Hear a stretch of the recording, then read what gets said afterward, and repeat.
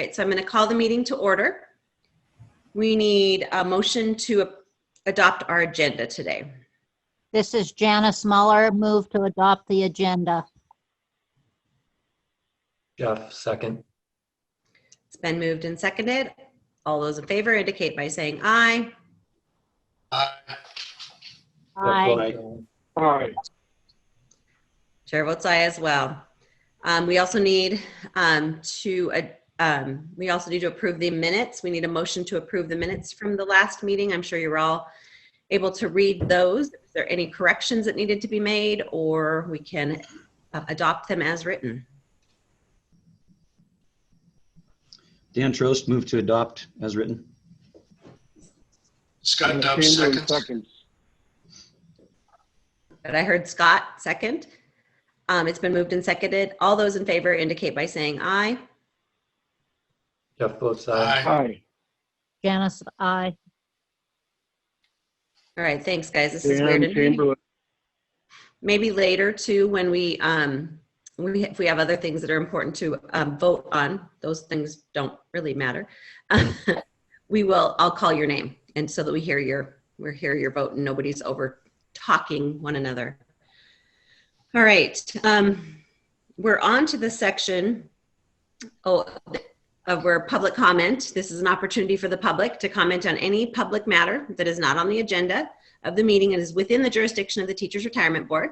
However, the board may not take action on any issues raised unless it's included on the agenda and public comment has been allowed.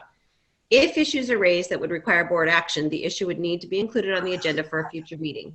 Public matter does not include disability applications or contested cases and other adjudicative proceedings. I know we have quite a few public members here today. Is there anyone who would like to speak right now?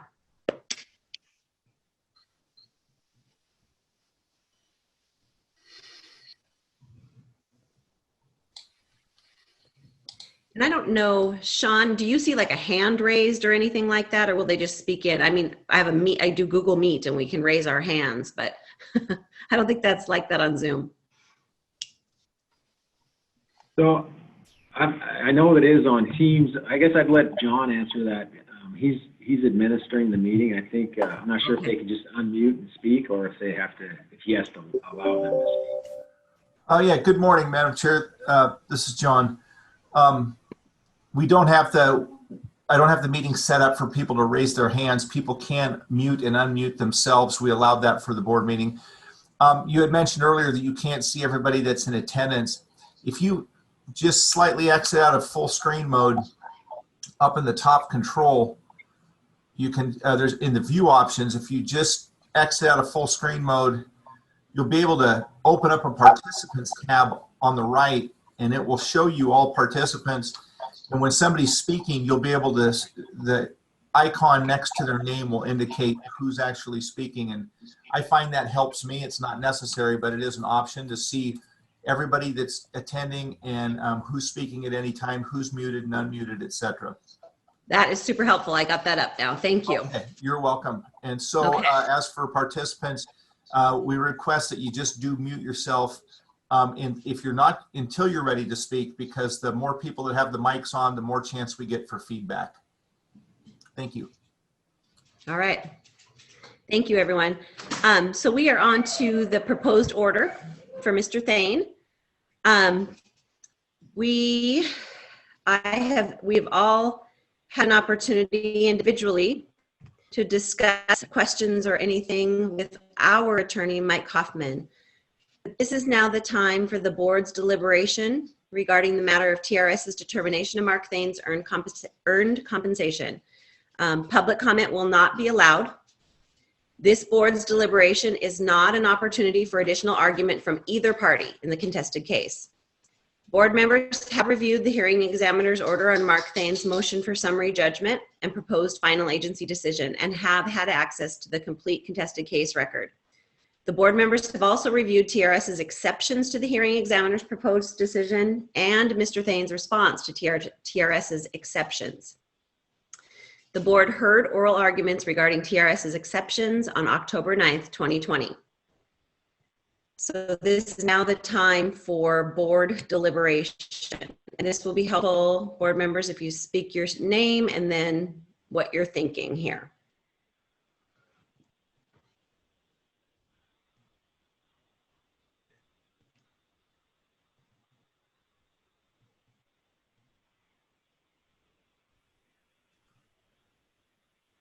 This is Jeff. You know, these are always difficult. Looking at the proposed order and the arguments on each side, you know, I understand that through legislative action, there's been changes on and off through time. Sometimes the TRS intent of the change isn't how others interpret those changes. That's what makes sometimes these things difficult. I know that we have in recent past generally viewed compensation and what we see as fringe benefits in the same manner that was proposed by the agency to begin with, by staff. And this one is a bit unique, I think, since changes took place legislatively. I think it is important that there are undisputed facts here that we need to look at. And again, since they're undisputed, there isn't really anything we need to discuss, but they are in fact the facts.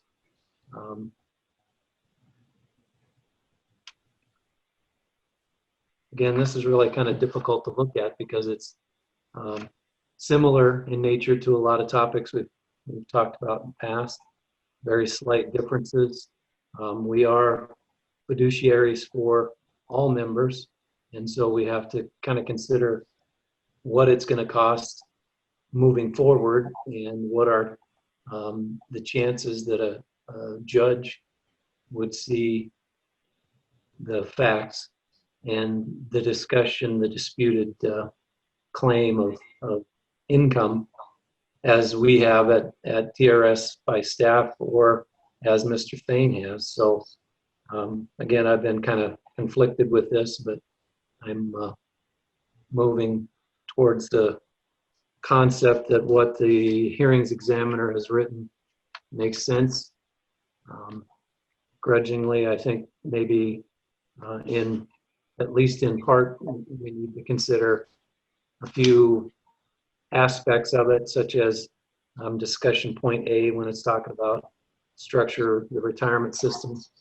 I think those are relevant to the conversation. I don't want to take up all the time. I'll let others talk right now, but that's where I'm headed. Hey, this is Dan Trost, and I think I agree certainly that this is a difficult case. To me, I think much of it hinges on intent, and I know that it was mentioned that it's hard to tell what the legislative intent was here. For me, I don't think it is hard at all. The TRS works with the sponsors of the legislation that comes out. So we know exactly what the intent was. The intent is to make sure that folks aren't trying to inflate their pension going forward by making adjustments to their compensation in their final 3 years.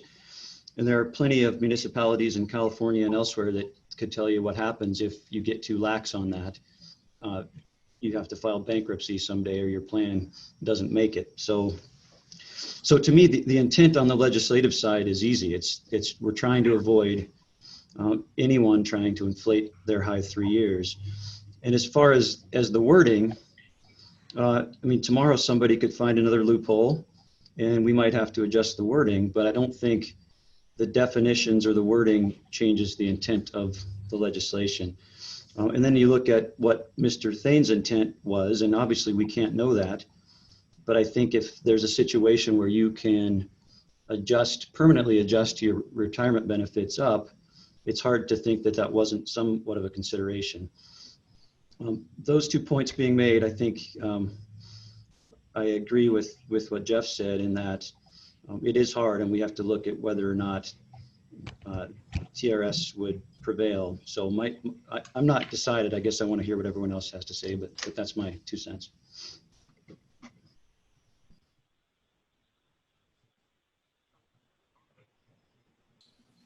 This is Scott Dubbs. I'm somewhat like Dan. I struggle a lot with this. While we may not know necessarily the particulars on Mr. Thane's side of things, there's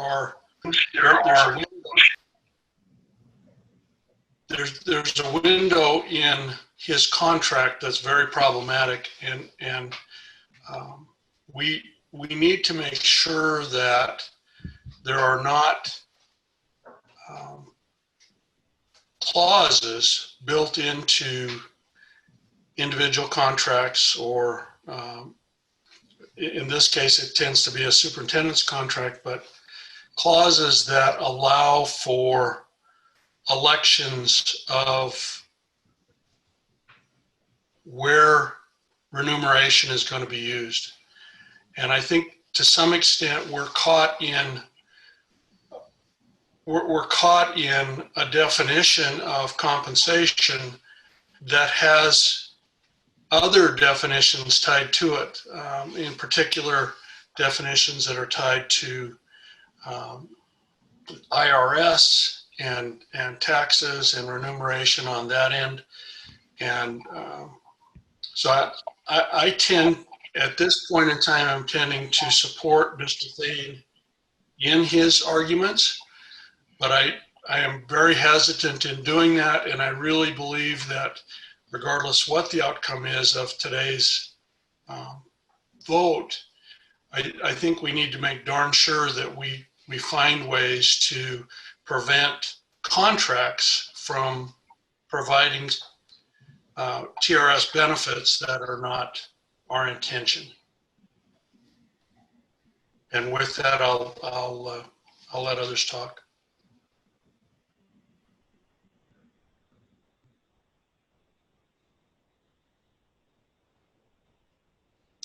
I'll jump in here as well. I read through the hearings examiner's report, as exciting as it was, many times. I feel like he was right. I think it was well written. I think it's very clear. But I think sometimes that I struggle as a teacher and representing, 18,000 teachers in the state of Montana. I struggle with the fact that only superintendents can do this kind of stuff. There's no way a teacher could be sitting here in front of us today and asking for this. And I struggle with that. I know that, and I hope that he was not trying to game the system. But as distasteful as it is, I feel like the facts and the law here are telling me something different. That doesn't mean, for me as a human, law doesn't always mean it's right and fair. So I guess I'm throwing that out there. I do believe, as I read numerous times through the hearing examiner's report, that he's correct. The way things are written right now. So I'm hoping that all these superintendents or other people out there that want to game the system, I hope that we can figure out every loophole that we can close, because the rest of us would really like our retirements to be secure and there for a long time. So sorry, I'm on a little, anyways, that's what I'm going to say. If anyone else has anything to say.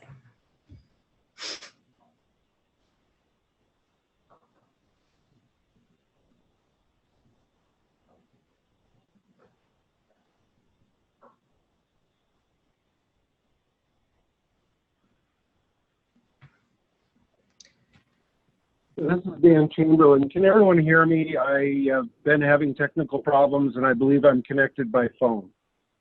Yes, we can hear you, Dan. Okay. Well, I just want to reiterate that all four of you that have spoken thus far, I think, see this issue fairly similarly to how I see it.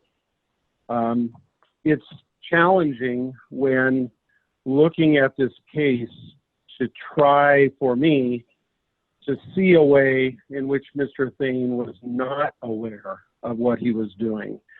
That's been the hardest part for me from an ethical point of view. However, I think it's clear that going forward, we probably have more to lose than we have to gain by denying this request.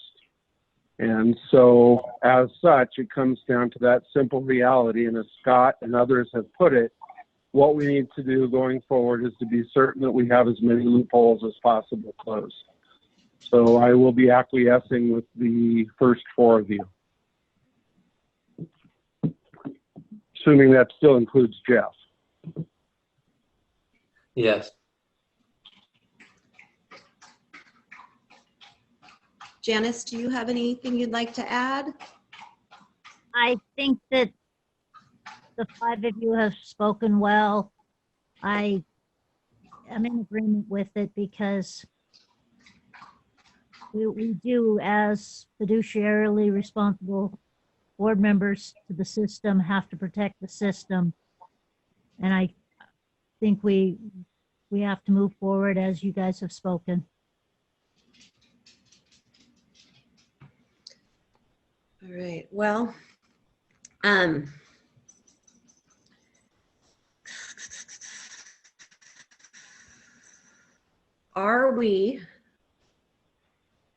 Mike, can you help us out here a little bit? I don't know where to go from here.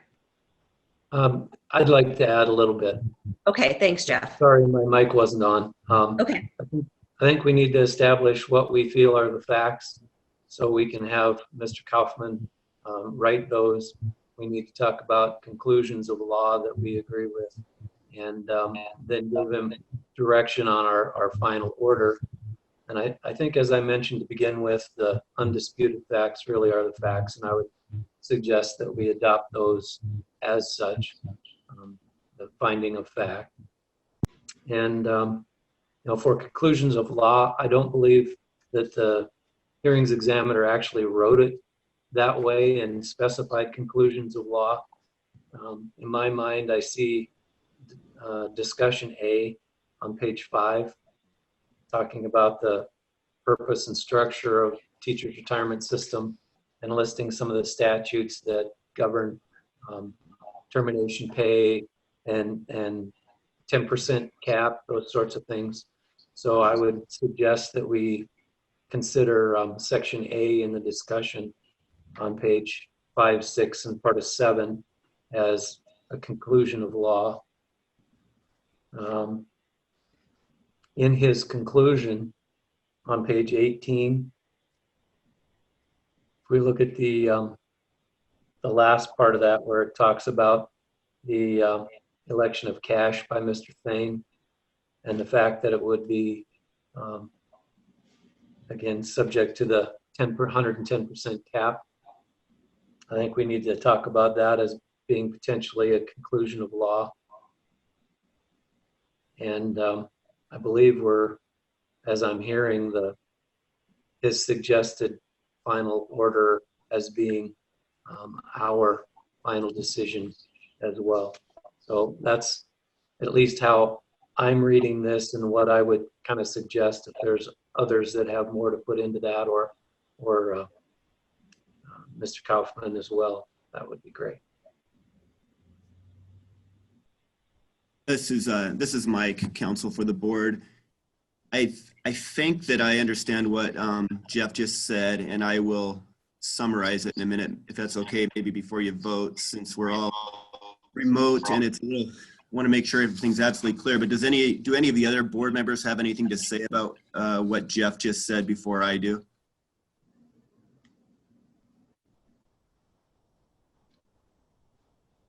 I don't necessarily have anything to say in relation to what Jeff said. I did have one more comment, though. I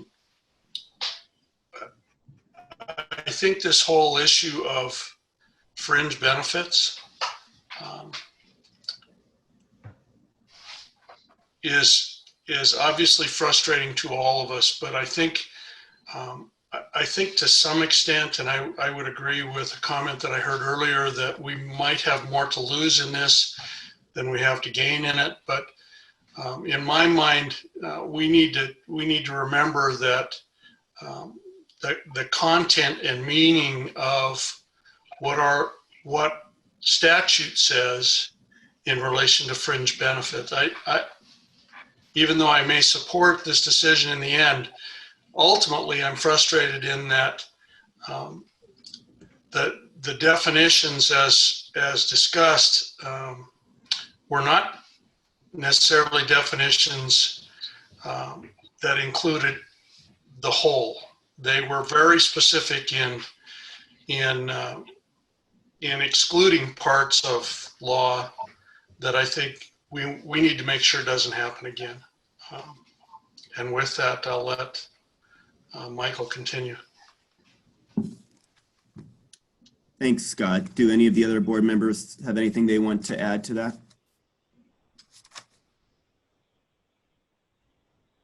Okay. Part of the reason I'm doing this is just because we're all on Zoom and things are so different. I want it to be really clear, since I'll be drafting the final order for the board's signature, that I understand and that everybody understands what the board is voting on.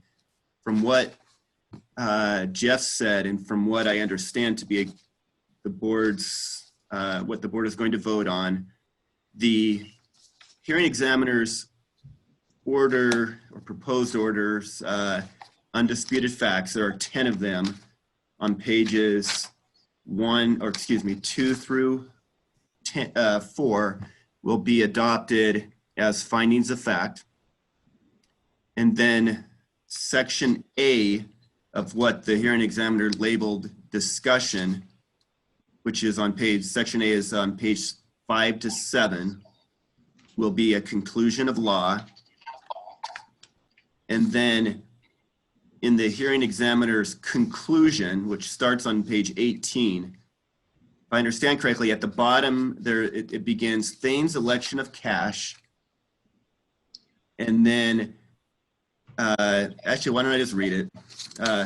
Thane's election of cash payments in lieu of a TSA contribution from 2017 to his retirement in 2019 should be treated as earned compensation.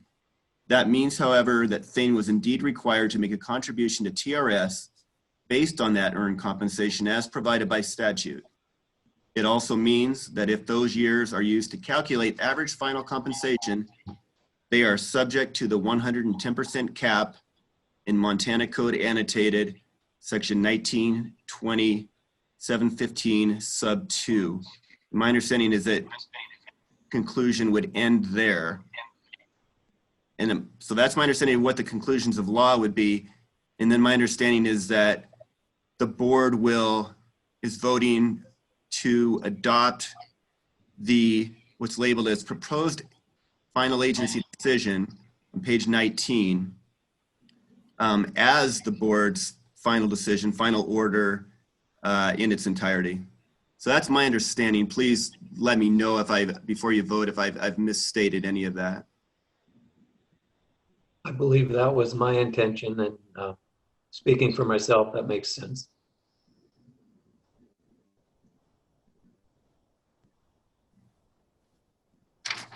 This is Dan Trost. I agree.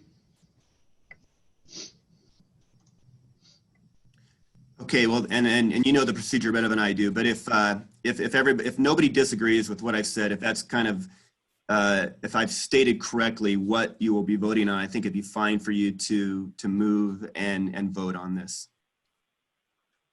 All right, well, then it is now time for a motion and vote. And after the vote, the board will direct you, Michael, to, with the Drake Law Firm, to draft the final decision consistent with our decision today. Gary, this is Jeff. I would move that we as a board direct our counsel, Mike Kaufman, to draft a final order consistent with what we've just discussed and he has outlined.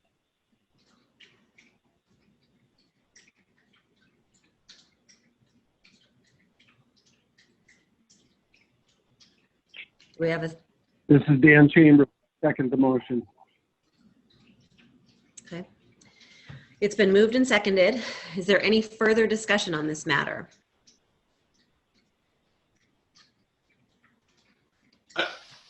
Madam Chair, I only have a question that it's probably as a result of the fact that this is a Zoom meeting and that we don't really have an opportunity to interact or perhaps ask questions or listen on the same basis in a Zoom meeting as we normally would. But I'm wondering if it is appropriate to have comments from both attorneys associated with this case in relation to what our motion is. Mike, that would be you, I think. That's not me. Yeah, you know, as we've said before, this is not the time for any substantive argument or discussion, but I think due to just the realities of this, I guess what I would suggest is have your vote, and then I'll tell the parties what I intend to do, and then they can ask any questions after that. Is everyone okay with that? Yes. Okay. Is there any further discussion, board members? Okay, I'm not seeing anybody else. This is Scott. I'm okay with that. Okay, Dan, I see your mic off. Would you like, Daniel Trost, would you like to say something? Nope, just getting ready to vote. Okay, awesome. So here's what I'll do, you guys. I'm just going to do kind of a roll call vote, then we know, and we're not over speaking one another. So I'm going to start with Janice. It's been moved and seconded. All those in favor indicate by saying aye. Janice, you can do aye or nay. Aye. Okay. Jeff Greenfield. Aye. Okay. Scott. Aye. Scott, I'm sorry, I didn't hear that. Aye. Okay, thank you. Dan Trost. Aye. Dan Chamberlain. Aye. I don't think I forgot anybody. And chair votes aye as well. The motion passes. Mike, you're going to draft a written final order on behalf of the TRS board. I'm going to let you say what you're going to do next. Sure, I'll let you know. And again, like everyone has alluded to, this is so different on Zoom. So I just want to be really clear, and I do welcome any thoughts about, just so we're all on the same page, from counsel for either TRS or Mr. Thane. But my intention would be to draft a final order on behalf of the TRS board consistent with what you just voted on. And my current intent, I'm happy to hear if there's a different procedural suggestion, but my current intent would be to draft that. It'll be fairly concise. It's going to refer to the hearing examiner's proposed decision. And then I will send that to Carrie for her signature on behalf of the board. Does counsel for either Mr. Thane or TRS have any concerns or suggestions regarding the procedural aspect of this, given the different situation we're in than we normally are in?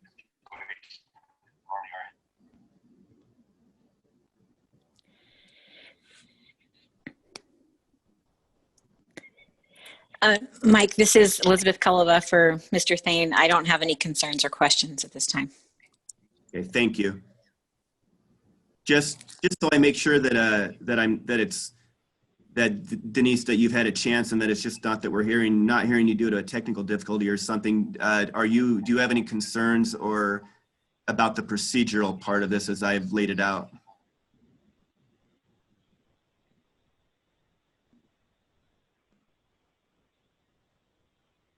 Denise, are you on?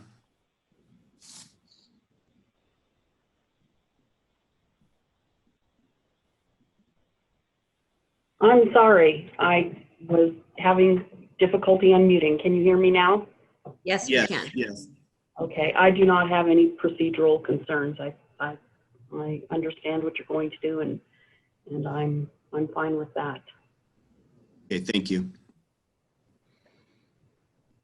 So All right. I believe with respect to the Thane matter, we are all on the same page, and I will do the order. I will draft the order as soon as possible and get that to Carrie as soon as possible. And I would think we could have it out either today or early next week. Okay. I'll be looking for it. Okay, thank you. Thanks for all your help, Mike. Thank you. All right, we are moving on then in our agenda to the administrative business. Madam Chair, I just want to double check. Can you still see my screen with the board Yes. packet? Yes. Okay, great. Right. So we are to the investment report. Hi, everybody again. We had our last board meeting on the 19th of November, and this one was all Zoom. Getting really tired of this Zoom stuff. Kind of hope in the next 3-4 months we can get away from that. Hope sooner, but we'll see. Right now, Board of Investments is busy with annual audit. They're wrapping all of that up. Legislative Audit Committee is the last usually to give comment, so that'll be coming soon. It has been different and difficult in that respect as well, because they really don't come on site, not nearly as much as they used to. So it's just a different process. There's a ton of information. We did use a little bit different process this year, in part by sending our financial information out to another source. They put together a packet, and it completely matches with the data that we had as well. So that was just confirming how numbers and accounting were taking place, and obviously doing a very good job.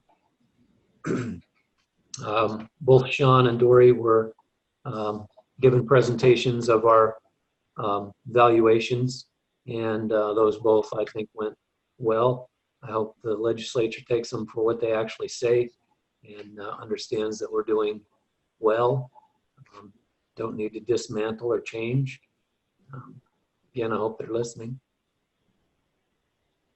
Quarterly performance, you can see in your packets as well.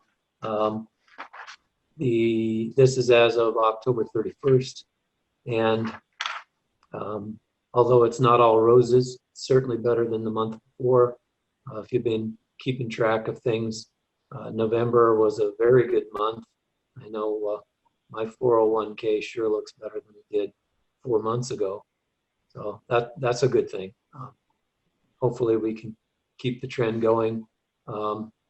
Also in the quarterly report, through our analysts, comparing to peers, we are still performing better than our peers of similar size.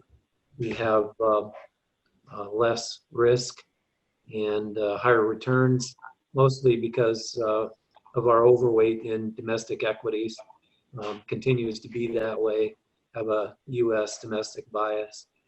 Have fewer international, and that's served us well for quite some time. Looking at retirement funds, the net performance in this quarterly, the report that Board of Investments got, the 1 year, and this is all systems, not just TRS, in all systems, the 1 year contribution plus return minus net cash had increased by $397 million in assets. That's a good rate of return. For 5 years for all of the retirement systems, that's roughly 2.6 billion increase in net assets, again minus cash need, and over 10 years was 5.3 billion at this point. So have done well in the recent past, and that is my report.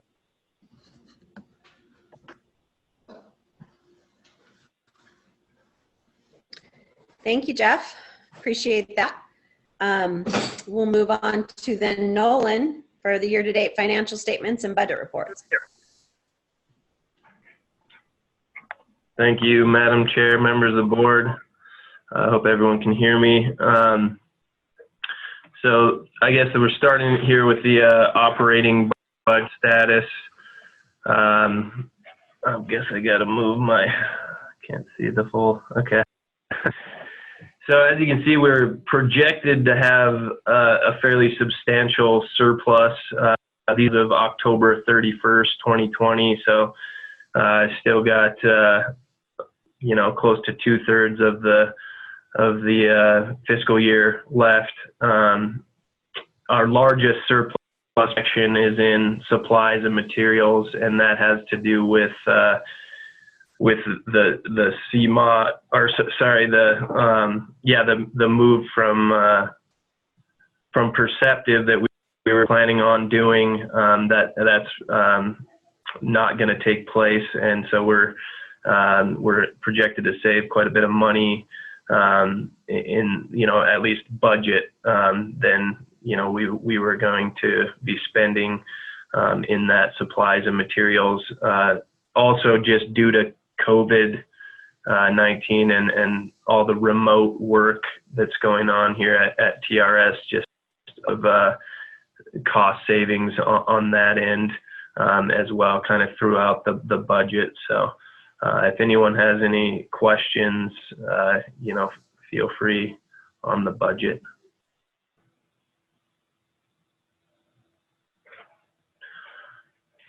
Hearing none, the next page, Sean's kind of controlling the pages here. So the next page is just you know, budget category again. We see this every time. This is our contracted services, and everything, you know, pretty much looks as it should. Some of those 100% expenditure, just fixed, you know, fixed expenses that we've already expended for the fiscal year. But everything, you know, we're about 33%, you know, through the fiscal year, and we have spent roughly 28.5% of that contracted services budget. So, you know, everything's just fine on that front. And if anybody has any questions, feel free. And I believe the next, we do not have any delinquent agency, you know, as of 11/12. Obviously, everyone has till the 15th of the following month to get their reports in. So I do believe we have, you know, I run a report every month. We have one agency that, you know, I've been trying to contact, but it's a very small school district that, you know, if I had ran this as of after 11/15, then we would have had one delinquent agency on this report. But, you know, we'll get that cleared up over the next week or so.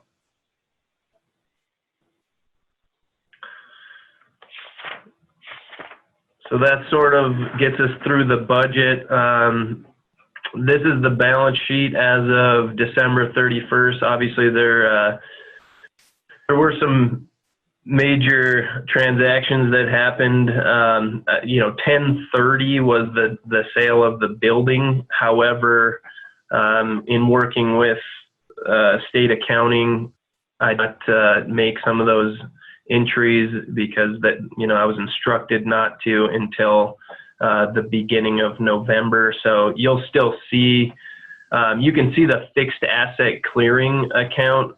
That's kind of where the cash for the sale of the building went into, you know, balance sheet. However, obviously the land and buildings line item will be reduced, and the accumulated depreciation associated with that, as well as and those items will go into a lot of these transactions that you will see at the end of November on the balance sheet. That fixed asset clearing will be cleared, and we'll actually have a gain in our revenues of around $50,000 that will go in, you know, from the sale of the building, and those are just not visible yet as of the 31st of October. So But in general, as Member Greenfield stated, our total investments are significantly up year over year. From this year time year, our total assets are up significantly, and those just all have to do obviously with the performance of the market. Does anyone have any questions on any of the balance sheet information?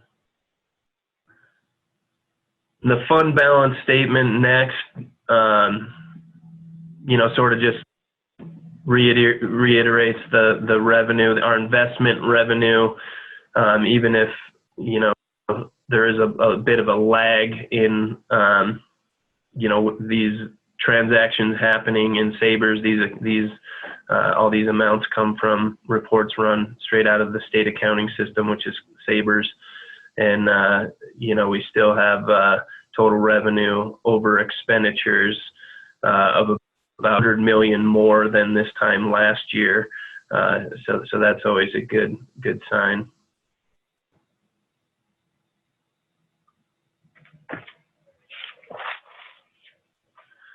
And if you want to see the investment, revenue by sources, the next page, most of it has to do with our appreciation in our investment value. We have about $200 million in investment appreciation versus 32 million at this time last year. And you can see that our administrative expenses are very much in line with what they were last year. Probably the biggest difference is just in that amortization expense, and that has to do with the M-Trust project that was finished in November of last year.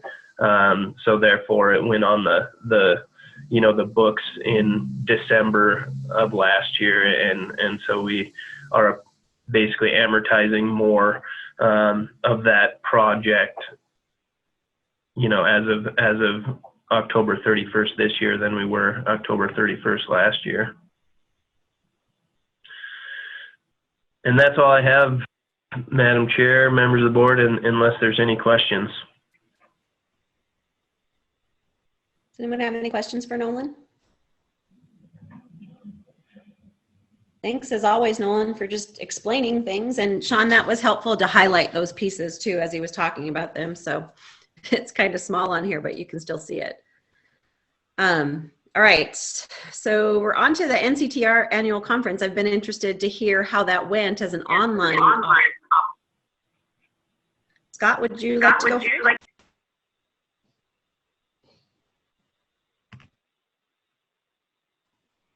Oops, Scott, you're not unmuted. Sorry about that. Sean and I never did get to connect afterwards. I'm assuming he's kind of on the same page, though. There were some really good pieces of information that came through on the conference, but it is not the same. I think when you look at the comparisons between the trustee workshop, which maybe involved 50, 60 people, you were able to do things on a much more personal basis. In the annual conference, you were looking at a couple hundred, and it was sometimes difficult to make connections across the board.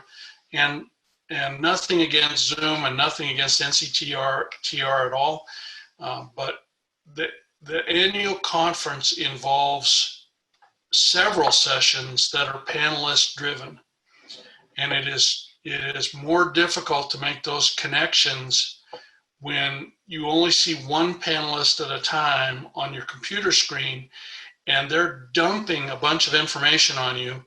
And then you move to another panelist who kind of takes a different slant on it or maybe adds to it. So it's hard to keep track of everything that goes on in that setting. But as I said when I started off, I thought there were some very good parts to it. There were pieces of information that I thought were extremely valuable. I didn't see anything in there that was like a aha moment or a light clicked on. I think as much as anything else, it confirmed a lot of the good work that we have going on in Helena. And it also confirmed the uncertain world that we're in right now with the whole pandemic and the difficulties of trying to make connections when everybody's at home. Outside of that, though, I thought there was good information. There were some really interesting individual people that spoke. And, you know, for those of you that have been to a national convention before, there's always somebody that kind of headlines things during a part of the convention that comes from the media and in relation to the political environment and the things that are going on. And it's always interesting to hear what their individual take is rather than the spiel that we always tend to get on their website or their newscast or whatever it is. And in this case, Amy Walter was the editor of the Cook Political Report, which is not something I tend to read much or pay attention to, and it was interesting to hear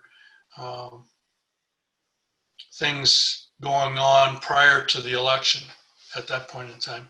But I'll let Sean connect here and rather than continue to ramble, but I thought it was good.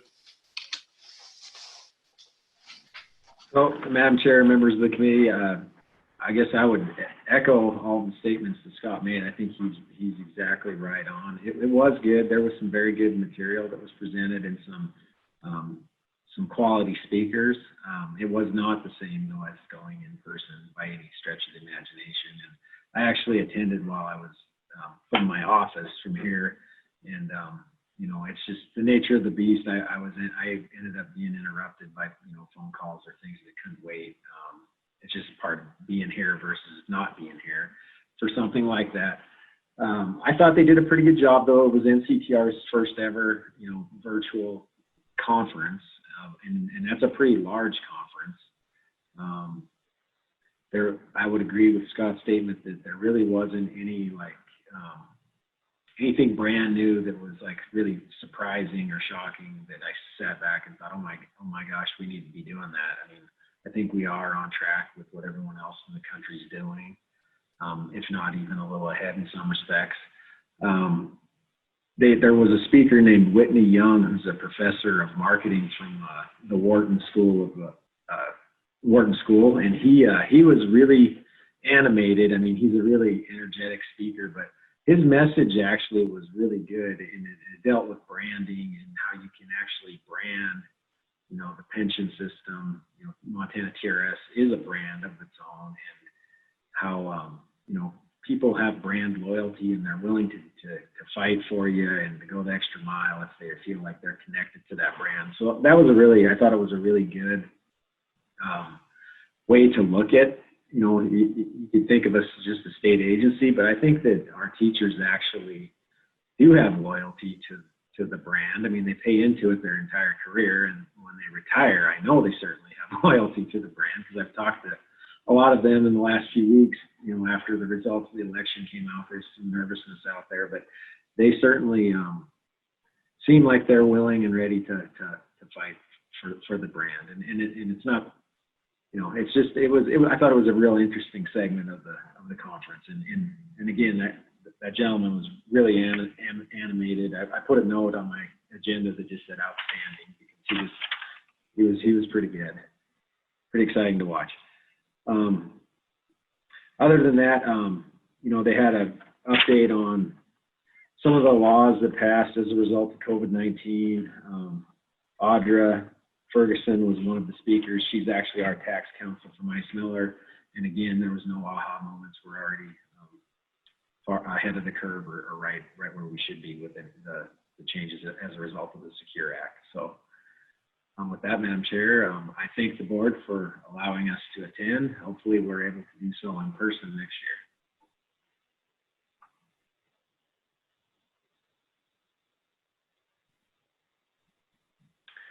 I think you're on mute, Carrie.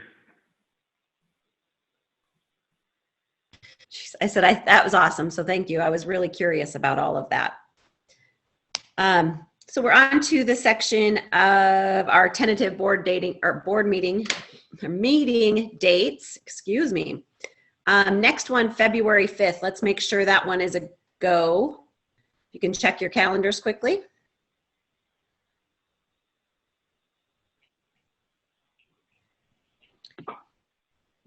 Is there anyone that will not work for?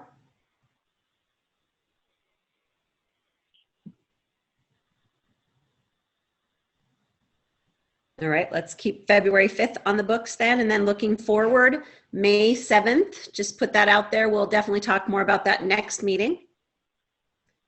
But May 7th on your books, and then August 6th, October 8th, that's usually the one where we have to kind of work with PRS and our actuaries. So make sure October 8th works, or let us know ahead of time. And then December 3rd of next year. So we're a year out there. Really the only one I worry about at this point is February 5th. Anything else there? All right, then this is a time for the public to comment. And I see we do have public comment or public in our gallery. Is there anyone who would like to speak on anything we've gone over so far?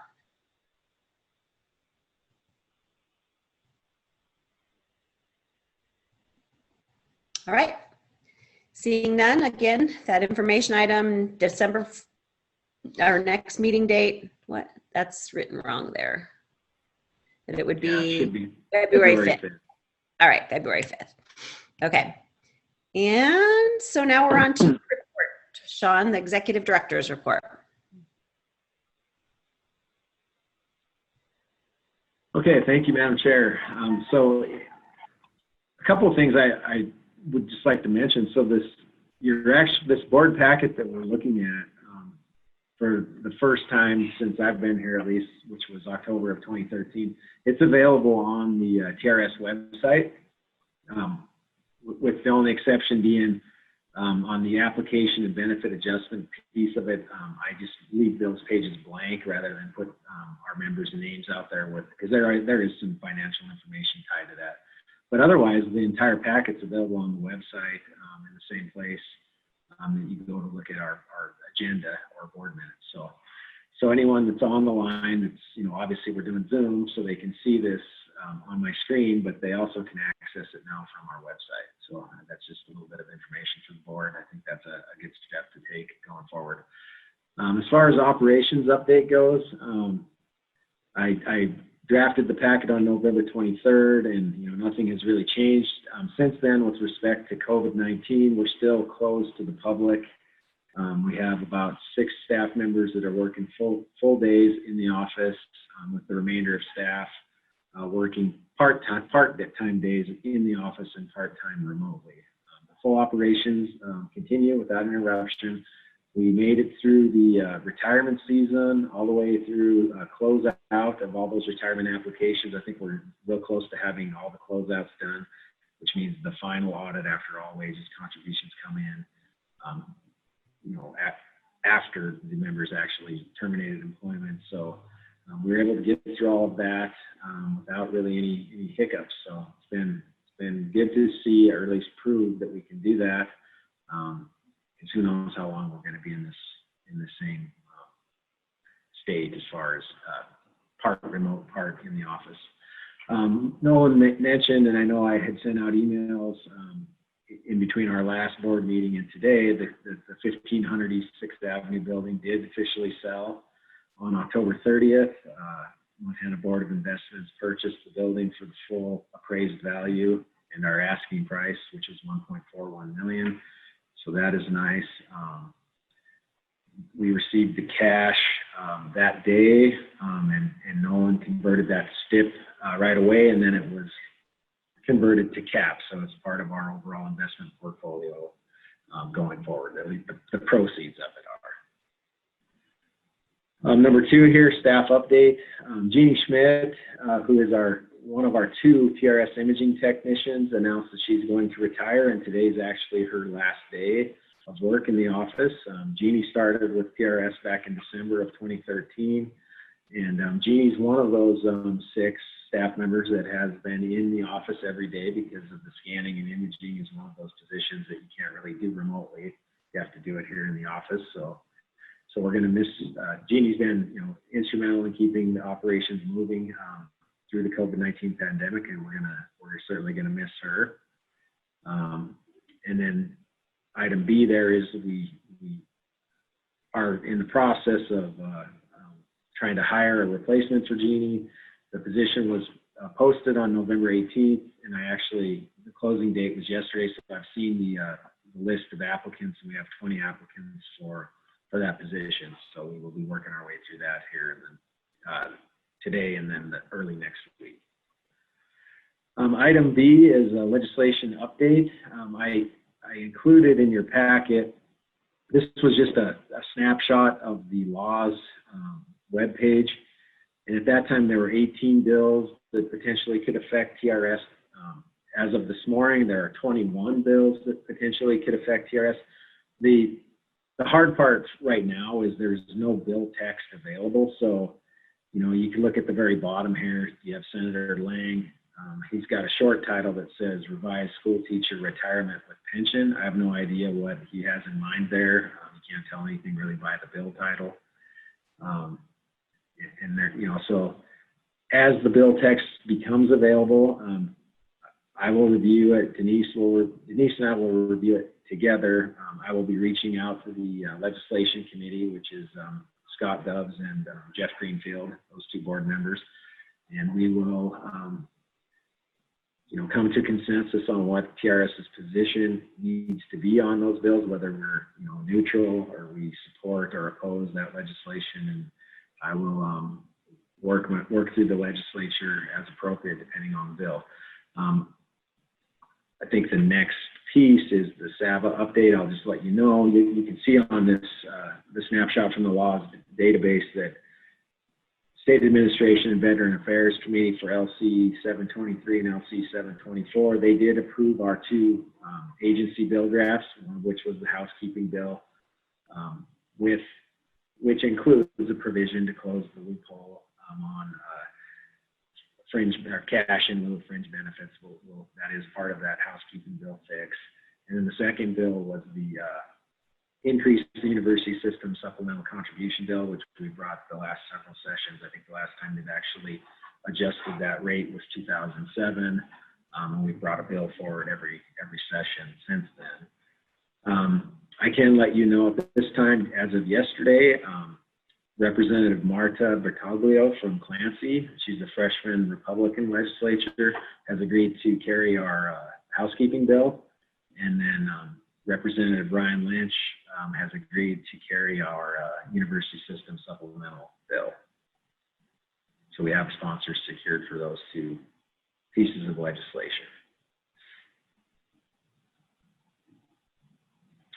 So I kind of already talked a little bit about the SAVA committee, but they did meet on October 29th. I presented the results of our July 1, 2020 actuarial evaluation. The overall sort of reception of that report from the committee was positive. There were a couple of legislators, one in particular, that sort of thought we should be doing more sooner, coming forward with funding requests to the legislature. I certainly explained our current position where we amortize in 29 years, and I assured that legislator who actually is termed out of the legislature at this point, so would not be able to vote on a funding request anyway. But I assured her that we are monitoring that closely.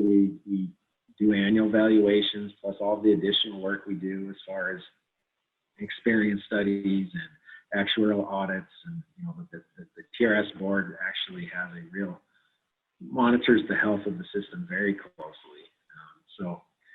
Like I said, the overall response from the committee was positive. Just as a sort of an FYI, the TRS will be bringing forward a funding request for the PERS plan, as well as a couple of the smaller plans. The PERS plan, I believe, now amortizes in 35 years, so they are going to have a funding request this session. which is consistent with what our statutes and Constitution say. I mean, they don't amortize in 30 years or less, so they need to bring a bill. But just so you're aware, they will be having a funding bill this session. Item D, Jeff Greenfield spoke to this earlier in his part of the presentation. I did go to the Montana Board of Investments meeting on November 19th, and we're actually required in statute to present on an annual basis the results of our evaluation. And I think the report was well received by Board of Investments. I also think at that meeting, it wasn't while I was there. I had another meeting that afternoon, but I believe they may have set their allocations for the upcoming year, the investment allocations. And I reviewed those in the packet. I didn't see anything where there was any real big changes at all. It all seemed to make sense to me. So that meeting went well. The LFC update is that the meeting is scheduled for or December 9th, which is next week. Again, we're required statutorily to provide an annual report to the LFC. I will do that. It's simply a presentation of the actuarial evaluation results. And I'm on their schedule to do that next week. Any questions about the legislative update, the SABA committee, or LFC committee? Okay, I wish I had more information. Yes. Yes. Hi, this is Dan Chamberlain. I'm sorry, but I did not hear you say when you expected more clarification on the content of those bills. I see a number of those bills that look like they might be somewhat concerning.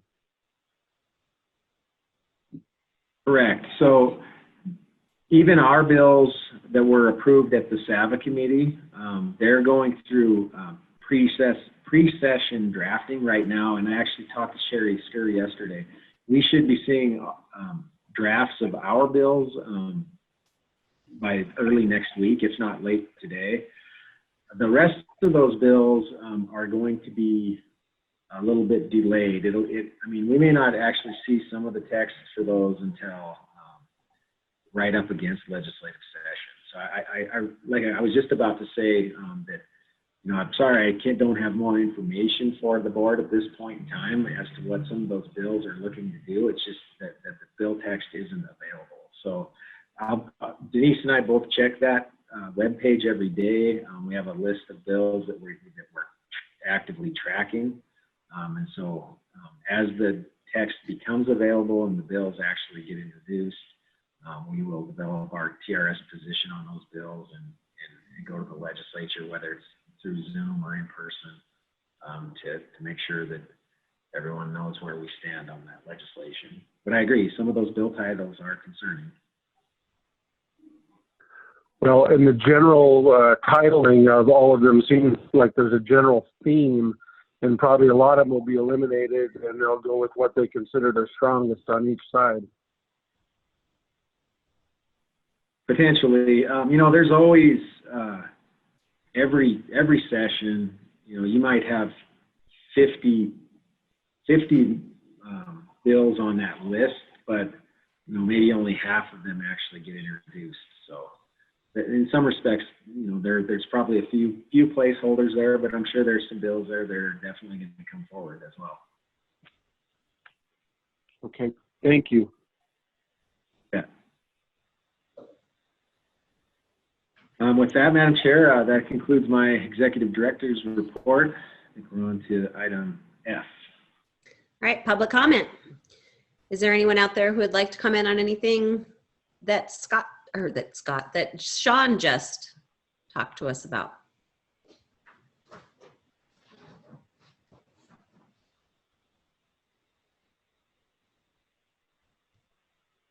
All right, seeing none.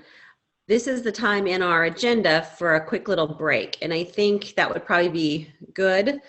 However, John or Darla, why don't you guys let us know exactly what we should do? Just let our screens be here, mute and take off what do we need to do?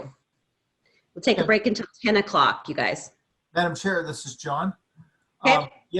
I will stop the recording or pause the recording, and you can just leave your sessions as they are. We won't close the meeting at all.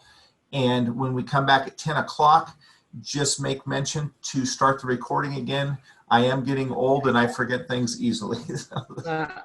Me too. I'm writing myself a note. Okay. All right. I'm stopping the recording now.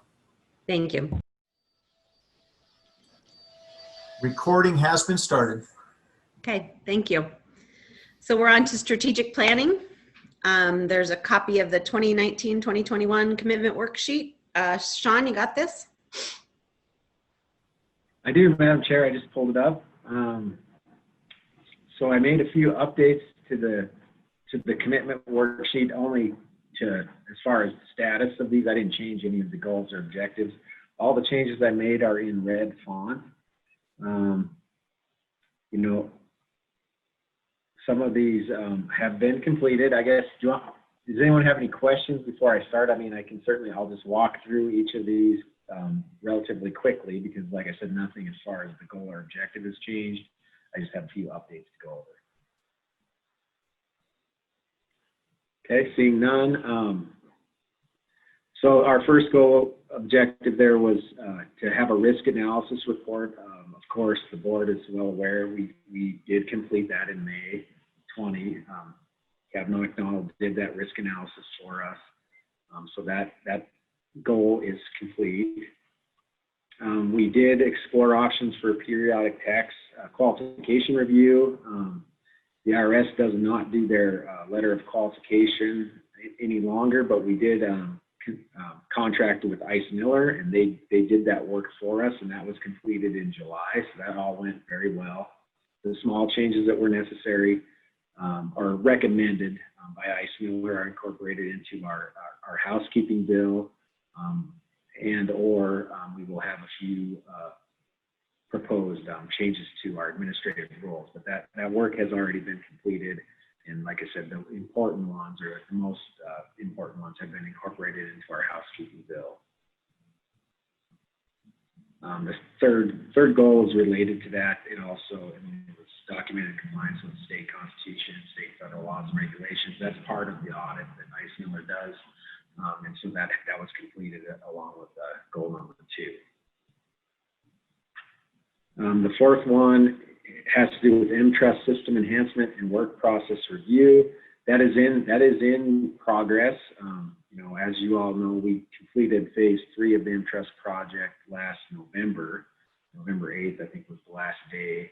It actually closed out on December 1st of 2019, I guess at this point. But since that point in time, we have been incorporating lots of enhancements. Tammy Rao has been still actively engaged in working with Monica Arsenault, our test lead and project manager, as well as Roy and Alfred on some good enhancements to the systems, and those were all approved in our budget request last May. Online withdrawals is one of those enhancements, and work is underway with that. We're actually very close to finalizing exactly how our two-factor authentication is going to work for that purpose, for online transactions, where money actually could change hands. John did some work with a company called Twilio, and it's all looking very good. I think we're gonna be able to roll that out in front of MyTRS for all functionality that falls under MyTRS. So those of you, like I know Carrie, you use MyTRS and I think you even updated your beneficiaries using our online beneficiary designation. But here in the next month or two, when we stand up two-factor authentication, when you go to log into MyTRS, there'll be an additional step where we will send either a text. You'll have the option to have it sent to your mobile phone or to an email, providing you with a two-factor authentication step where you have to. It's just an extra additional security measure. So that will be rolled out here in the next couple of months as part, or not as part of, I guess, in preparation for doing online withdrawals, which will roll out a little bit later this year. Let's see. So the next one here is this process and system documentation, improved internal documentation and business processes.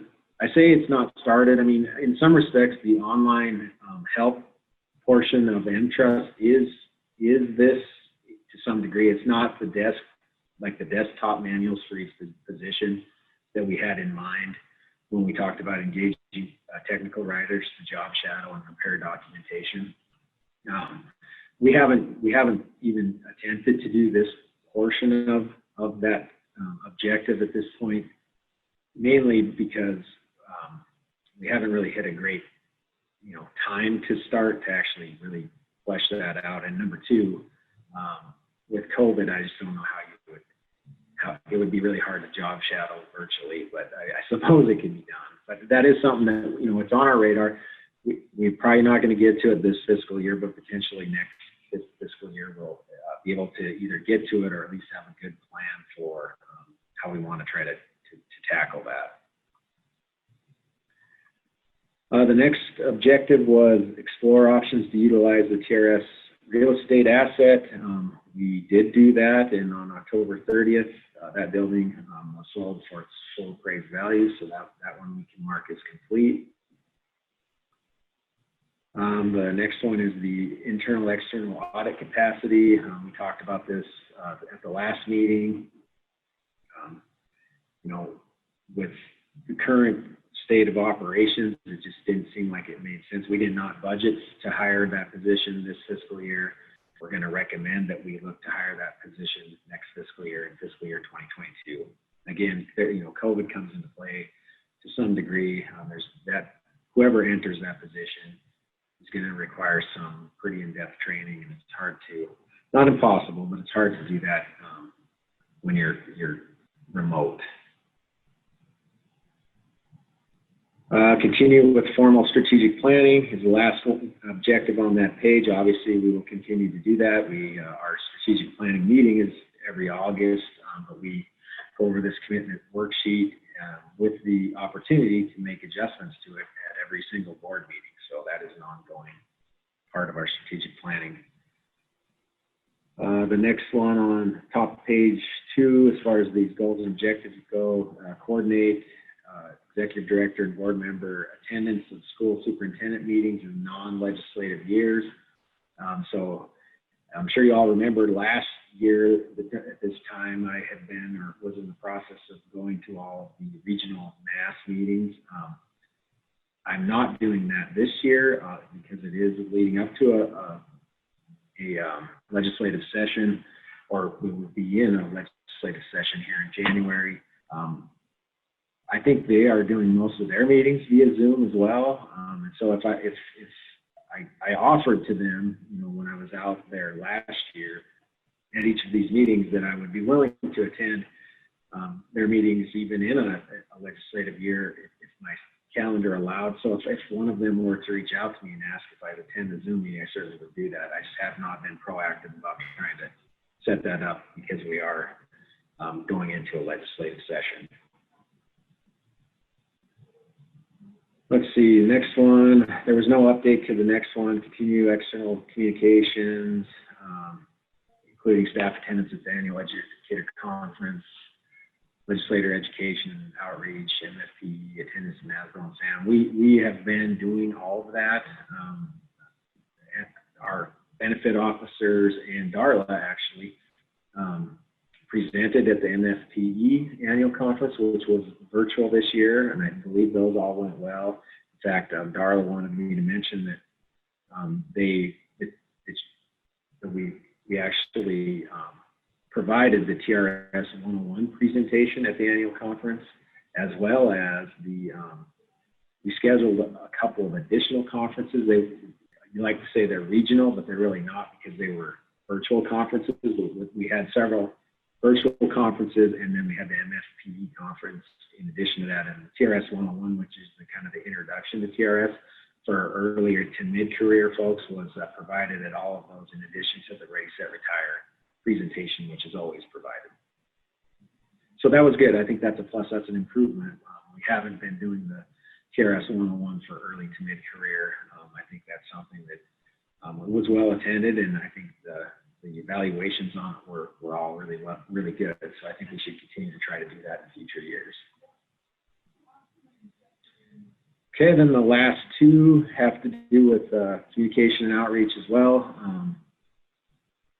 Continue to promote communication with members about system functions, improvements, online forms, processes, and transactions. We do this as things come up. Like I had just mentioned a few minutes ago, we're going to be rolling out two-factor authentication. I don't think we'll do any kind of announcement. People are going to know that when they log into the system. We'll definitely put a note in the newsletter, our next newsletter about it. But as well as once online withdrawals is available, we will notify our membership on our website as well as the newsletter that is a function that is available once it's stood up. And then the last one there is develop employer resources and increase communication with employer representatives like payroll clerks. And that one is still ongoing as far as updating employer resources, like the employer manual or for M-Trust, that's still in the works. I guess I would ask, I think, yeah, Darla's on the line. Darla, do you have anything to add to any of those? I did update here about the TRS 101. Am I missing anything as far as the communication update goes? Madam Chair, members of the board, I'll just reiterate what Sean said. Being able to do TRS 101 at the what Diane Fladmo typically calls the workshops, where it's usually traveling out to different cities. Since those were virtual this year, we were able to do the TRS 101 as well as Ready, Set, Retire, and I think that went really well. And we've made some recommendations on how we might even do that in future years, depending on what MFPE decides to do. Yeah, so I'm continuing to work on member materials as well as an outline of a new employer manual. So things that we've talked about before are definitely in the works. We could do more surveys. There's lots of stuff going on, and I think we're on track. Thank you, Darla. Yeah, and I guess I would also just mention, Darla recently stood up every session we have a legislative information page on our website, and so that is up. We don't have a lot on it yet because there's no bill text available, but for our members as well as board members, as the session progresses, that web page will be updated throughout the legislative session with the latest, greatest status of bills that we're most concerned about or most interested in. Okay. With that, Madam Chair, if there are questions, I'm happy to answer them, but that's the strategic planning update. I'm glad we always go over those things, and it's always fun to see big things checked off, like the sale of the building. Wow, that's awesome. All right, so public comment here as well. Does anyone have anything they would like to say?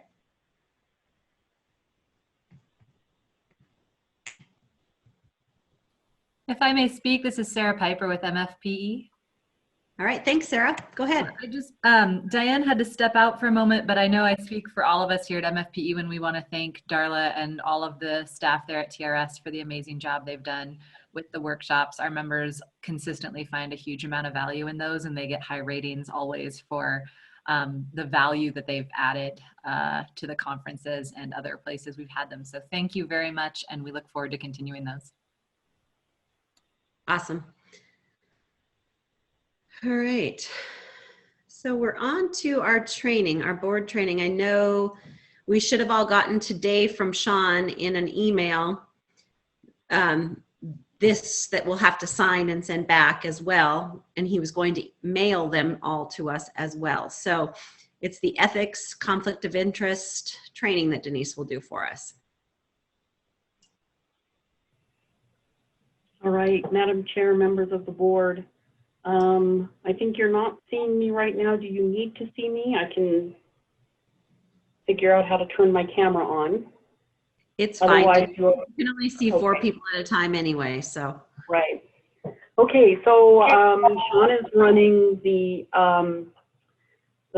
policy on his screen, which is what you're all seeing. Since we're doing this remotely and Sean is running the running the policy while I'm doing the talking. We're going to sort of go through it in order. I promise, since we're running a little bit ahead of schedule, I promise not to use up all of the additional time as well. So we'll be fairly quick here.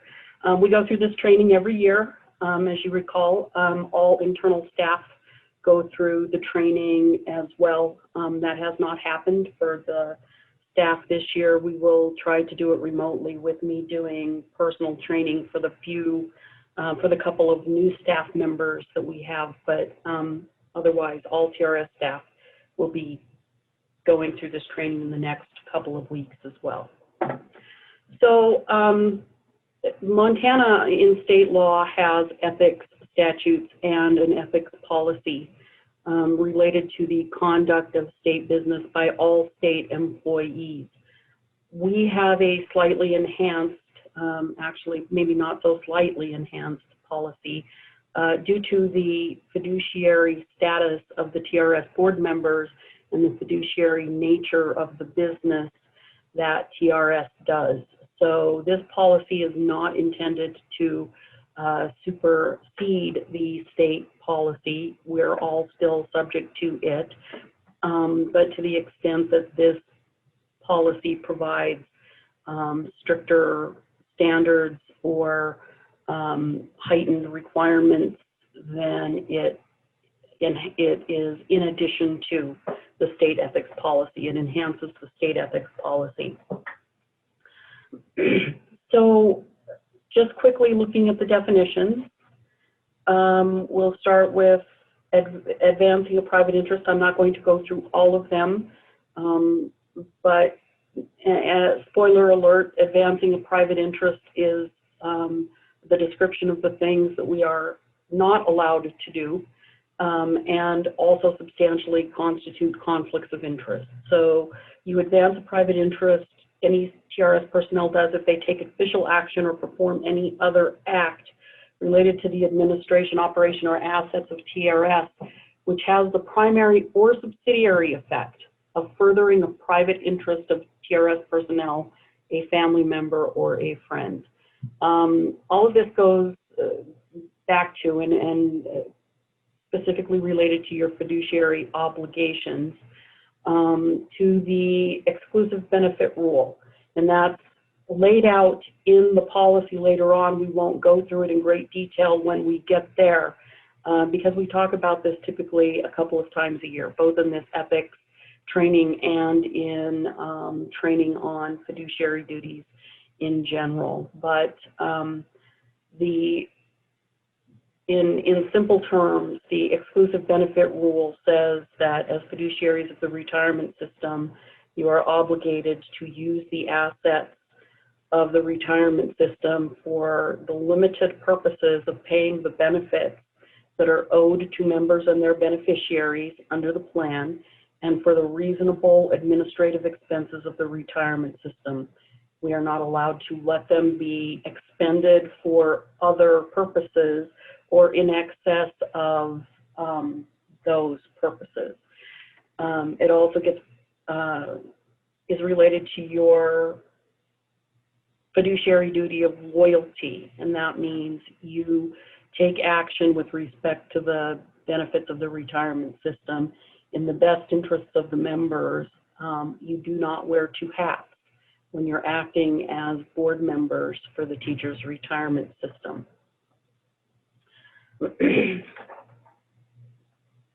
So one other thing we will talk about, gift of substantial value typically is a gift of $50 or more. You cannot receive a gift of substantial value, but we will go over that when we get to the prohibitions. Now, because a private interest are the things you're not allowed to do, there's a definition of private interest. Of particular interest or particular import are a private interest is an interest held by an individual, including any of you as a board member, any TRS staff member, any family member or friend of yours. That is an ownership interest in a business, an employment or prospective employment for which negotiations have begun, an ownership interest in real property, a directorship or officership in a business, or any other personal objective or advantage. And of course, that means exclusive of the duties and functions you are performing for TRS. And of course, we'll speak to that in greater detail as we get into the nitty-gritty of the policy. A transaction or a business arrangement is any process, deal, or negotiation necessary to the conduct of TRS business that involves collection, expenditure, management, or other use of TRS assets.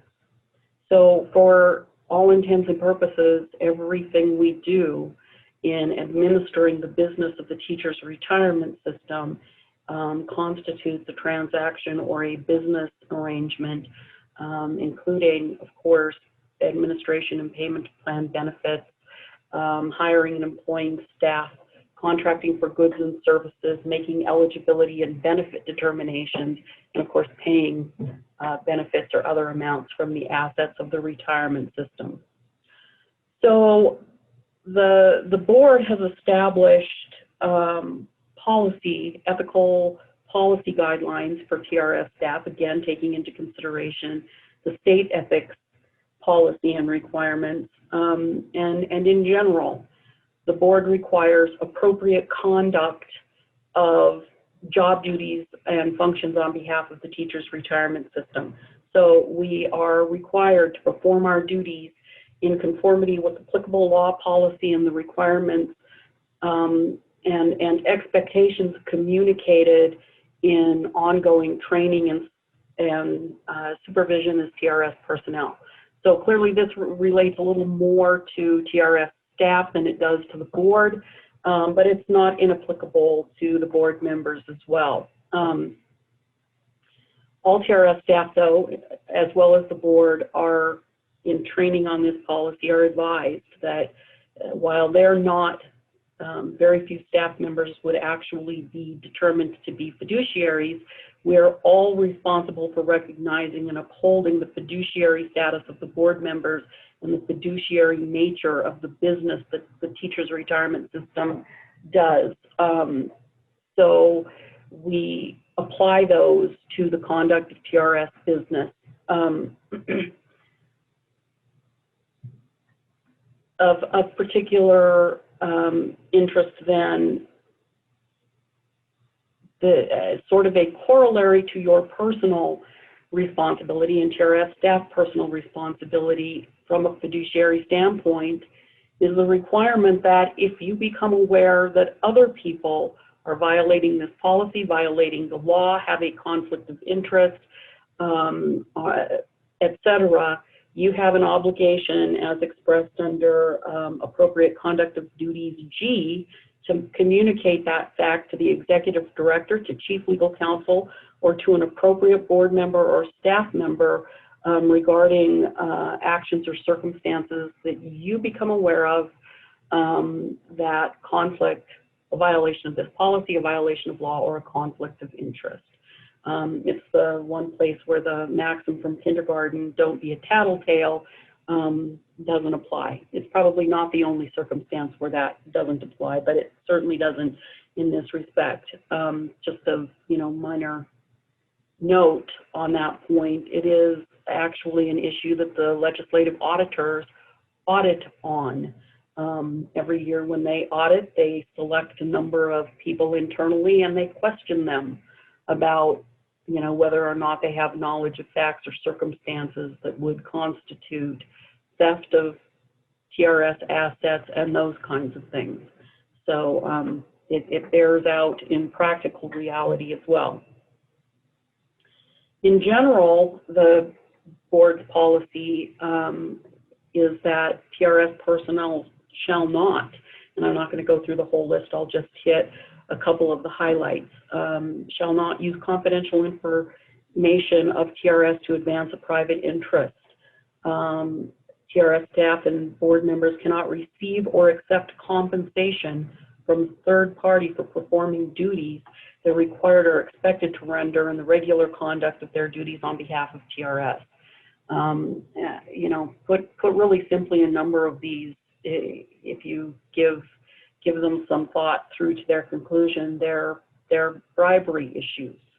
You get compensated whatever you get compensated, and clearly it's not a huge amount. For acting as TRS board members, certainly it's a different reality for TRS staff members, but you do those duties for the pay you receive for them from TRS, and you get paid by nobody else for performing those duties and functions. You're not allowed to seek, receive, or accept directly or indirectly any gift from any person or entity who is doing or seeking to do business with TRS, or whose activities are regulated or controlled in any way by TRS or the TRS board. We cannot use our TRS position to influence the employment of a family member or friend with TRS or with any person or entity which does or seeks to do business with TRS. We cannot perform any act or conduct other than in our TRS personnel capacity that we know will or may be subject directly or indirectly to control, inspection, review, audit, or enforcement by TRS or the TRS board. Of course, this does not prohibit TRS personnel who are also members, also TRS members, so this would implicate board members only, from taking the action necessary to exercise their rights as members of TRS. I suppose I shouldn't say it implicates TRS board members only. I suppose it's possible that at some point we could have TRS staff members who are TRS retirees. I'm not aware that we have any now.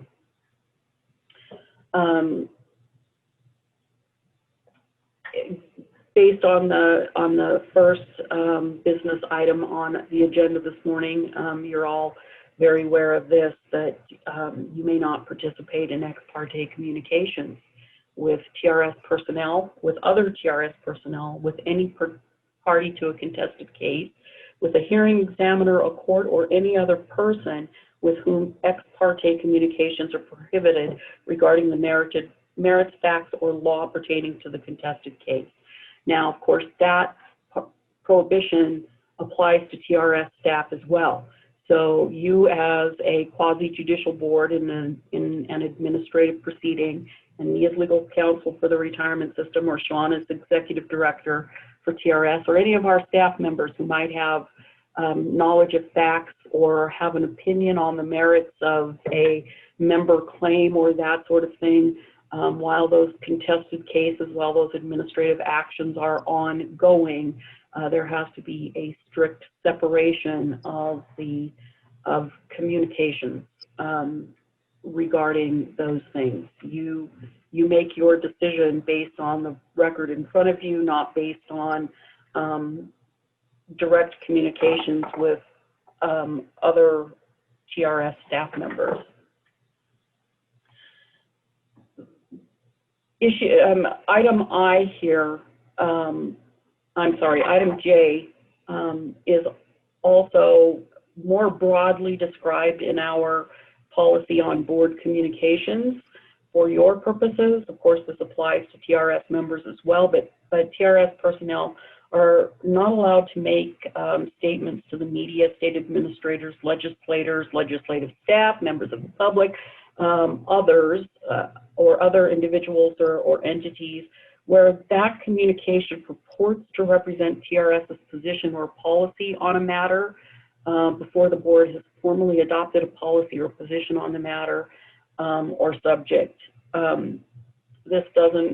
This is particularly relevant since we have a legislative session coming up. The sort of counterbalance to this, of course, is that we're all Americans and we all have the right of freedom of speech, and particularly political speech. So if you are acting within the course and scope of your duties, responsibilities, or authority, you may lobby the legislature. You may also express your private views as a citizen of the United States, including on issues that impact TRS. But in those circumstances where your personal position may be mistaken for TRS's position, the requirement is that you make clear that you're expressing your personal views as a private citizen and not representing TRS's views in that respect. We cannot allow social, family, or other personal relationships to influence our conduct or judgment in the performance of our TRS duties. Of course, we cannot falsify any documents, records, or requests for reimbursement, or fail to make or record proper entries or information on any books or records of the retirement system. And we cannot knowingly agree to participate in, condone, or conceal any illegal activity or violation of TRS board policy. That gets back to the you can't do it, and you can't allow other people to do it if you're aware that it's happening. Section B is the more specific information on fiduciary duties. And again, we typically go through every year or every couple of years, and I am certain that everybody here has been through it. I'm sorry, I don't know the specific board meeting date, but within the last year or so, we have done the sort of full-blown fiduciary duty training. So we won't go through that in great detail at this point, unless you have a specific need or question in that respect. But the important thing with respect to fiduciary duties is to keep in mind that there are, in subpart 3, language called prohibited transactions. And again, many of them are duplicative of the things we've been through that we're not allowed to do as TRS personnel, stated in slightly different ways, but more relevant probably to board members certainly than to most TRS staff members. But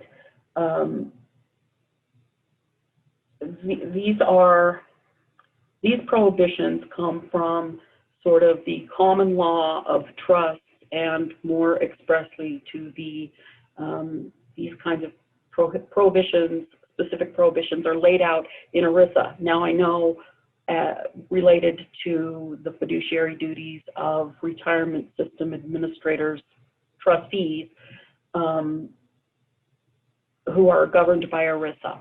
We are not governed by ERISA, but to the extent that most of the case law, most of the consideration of fiduciary duties of retirement plan trustees arise under ERISA plans, the case law and the standards are generally taken as being uniformly applicable. And in reading them, it's quite clear that they would all constitute violations of our state ethics policy and our TRS ethics policy in any case. So again, you can't enter into financial transactions for your private business purposes with persons who are subject to inspection or supervision by TRS or the TRS board. You can't perform official acts directly and substantially having negative economic impacts on businesses in competition with a business or an undertaking where you have a significant interest. So it's sort of a two-sided coin. You can't do something to advantage your own business interests, and you can't do anything to disadvantage the business interests of a competitor of yours in a personal. Now, clearly those kinds of prohibitions have more application and more impact in circumstances where system fiduciaries are doing plan investing. And I would guess that these are also, specific things that are communicated to Jeff as a member of the Board of Investments. They're certainly, again, more applicable in the arena of investing. But that's not to say that they don't have application just to regular business undertakings as well. You can't lobby on behalf of an organization of which you are a member while performing your duties on behalf of TRS. Again, that gets to the issue of you do not wear two hats. If you have, whether they're substantially similar interests or adverse interests, when you represent TRS, you represent only TRS for lobbying purposes.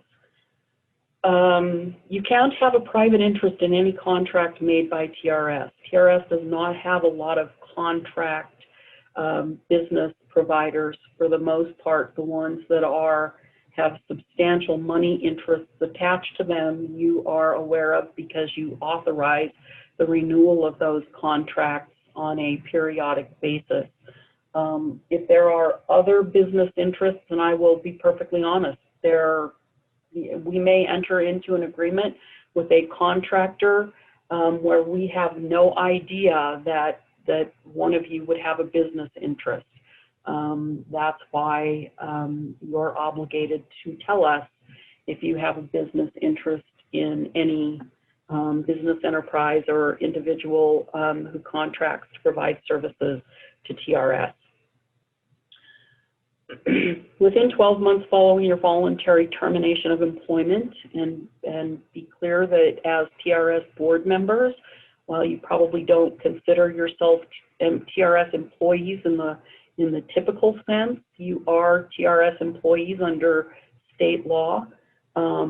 So following your voluntary termination as TRS board members, you can't accept employment that would take direct advantage of matters you were directly involved with while employed by TRS. So that's kind of a difficult one, and it would have to be considered if the circumstances ever arose, if there were a question. But you know, I would say the prohibitions on your business interactions that would constitute a conflict of interest right now for the 12 months following your leaving TRS as a board member, you should consider that those are probably prohibited under state ethics laws as well. So I want to talk about really quickly, all of those things constitute a conflict of interest, and a conflict of interest exists when a TRS board member or employee's objectivity or independence in the performance of their duties is impaired or may reasonably be viewed as being impaired because they have a private or other personal interest in the transaction or business arrangement, or has a personal relationship with a person or entity, meaning a family member, a close friend who has a financial interest or a personal interest in the transaction or business arrangement of TRS. Always keep in mind with a conflict of interest that there does not actually have to be improper conduct on your part. A relationship that would lead to a reasonable appearance of a conflict of interest would raise concerns with members of the public, with other board members. It is a conflict of interest even if you have not acted improperly. So, you know, really easily, the most common place where we address this is every board meeting, typically every board meeting. We have one or two applicants for disability retirement benefits. The board takes action on approving disability retirement benefits. You don't take action on all regular retirement benefit applications, but with respect to the disability applicants, we always provide you the name and the employer name of the individual applying for those benefits and ask you whether you know them, whether you have a business or a personal relationship with them essentially, or have other concerns that there may be an appearance of a conflict of interest. And if there is, we take appropriate steps, typically meaning you do not participate either in the discussion of or the voting on approval or disapproval of their application for benefits. That's sort of a simpler sort of transaction, but it's a pretty, you know, familiar scenario. Is that same process would apply in other circumstances. So for example, if TRS were put out an RFP for contractor services and you had a business interest in an organization that wanted to submit a request, a proposal under that RFP, or had a family member who with a business enterprise and wanted to apply under that RFP.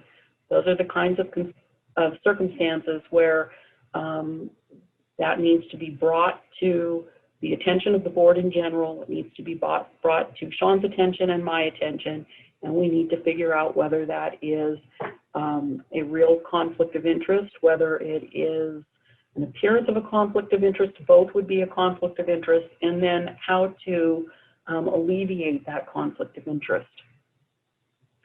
And you know, alleviating a conflict of interest may be as simple as in the case of the applications for disability retirement benefits, putting the conflict of interest on the record, specifying that you are not going to participate in the discussion or voting on that application for benefits. In some cases, a conflict of interest may be so actual and so substantial that no amount of putting it on the record is going to remedy it. And, you know, truly there are conflicts of interest, none that we have ever encountered here, but that come to the point of you cannot have that private interest and act as a TRS board member at the same time. Again, the circumstances where I would ever see that occurring are very few and far between, but it is your obligation to keep in mind that you cannot have business interests that align, or private interests, I'm sorry, that align with the business undertakings or obligations of the retirement system, and us not have to do something about it. So if you ever have questions, if you ever have concerns, you need to ask the question so we can evaluate it and determine what process needs to happen and what the appropriate outcome is. And that's whether you become aware of it before the fact or after the fact. So further down then, the reporting requirements. This gets to the document that Sean sent out via email and apparently will mail to you as well. You've all done these in the past, but every year our board members as well as our staff members have to do have to complete a conflict of interest, a disclosure statement, and it is in your board packet as well, starting on page 38. We're not going to go through it in great detail because, of course, it is consistent and derived from the policy statement that we just went through, but substantively, you need to complete your name at the top of the form. Note that you're a board member. Read the information provided there, as well as make sure that you're comfortable with the requirements of the policy we just went over. I'll give you a moment to ask any questions in a minute, but even after that, when you're completing this form, if you have any questions, feel free to give me a call to discuss the issues. You need to initial on page, well, 39 in your board packet, it's page 2 of the disclosure form, that you have reviewed the state policy and the TRS policy, and that you understand it and will comply with it. And then turning over to page 3 of the form, there are a number of questions there, and I tell you every year, and not really jokingly, that the right answer is the right answer, either yes or no. If your answer to any of these questions is yes, then we have a conflict of interest situation that we need to address in some manner. So go through them, answer the questions honestly. When you get to the end of the form, there's additional information that if any of your answers to this have been yes, there is additional, I'm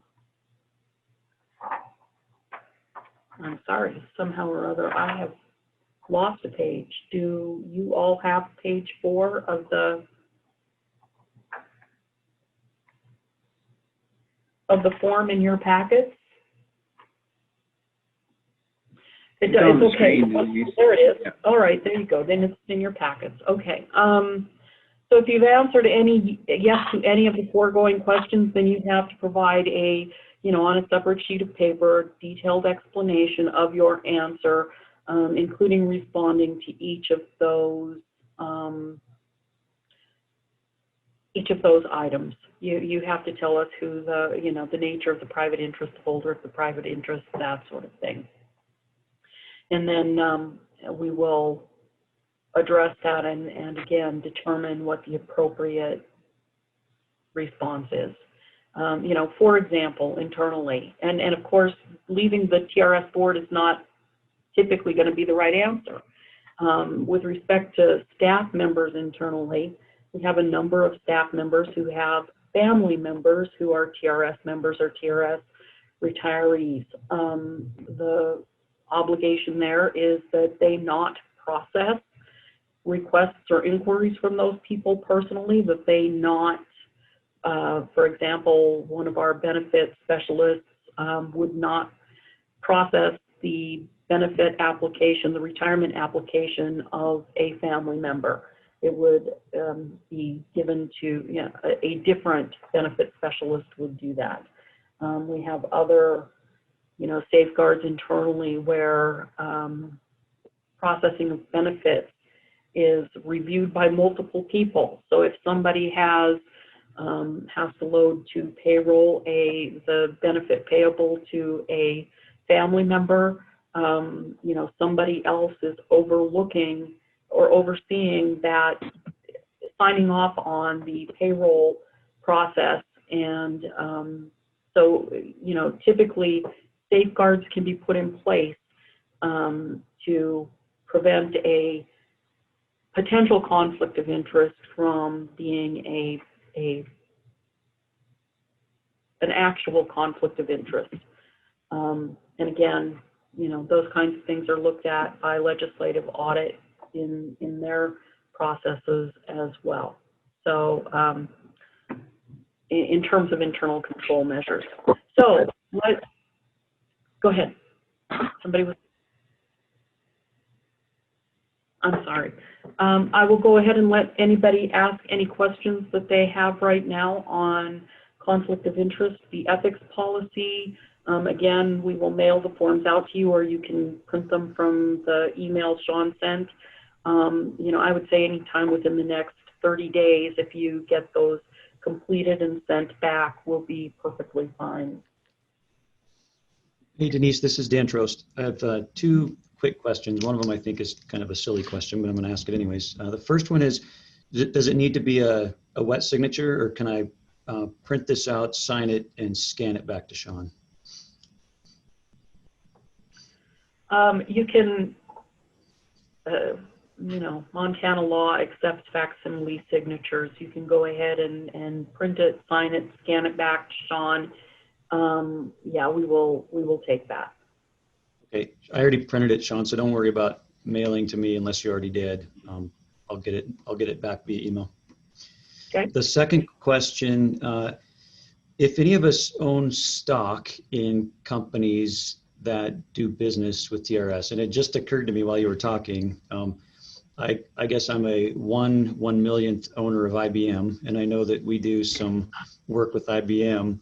That is absolutely not a conflict because of the scale, but I just am wondering if that would be anywhere that you'd need to mark on this form.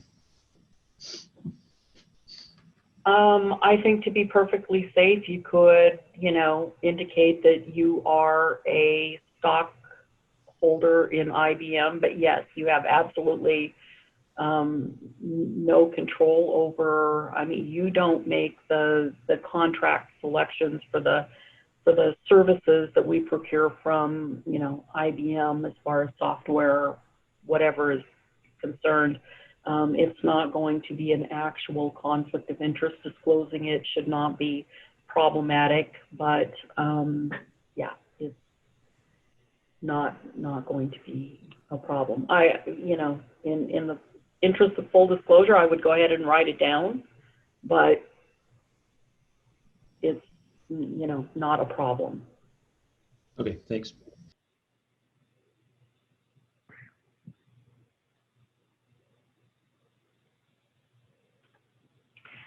Does anybody else real have? quick. Go ahead. Yeah, sorry, Denise.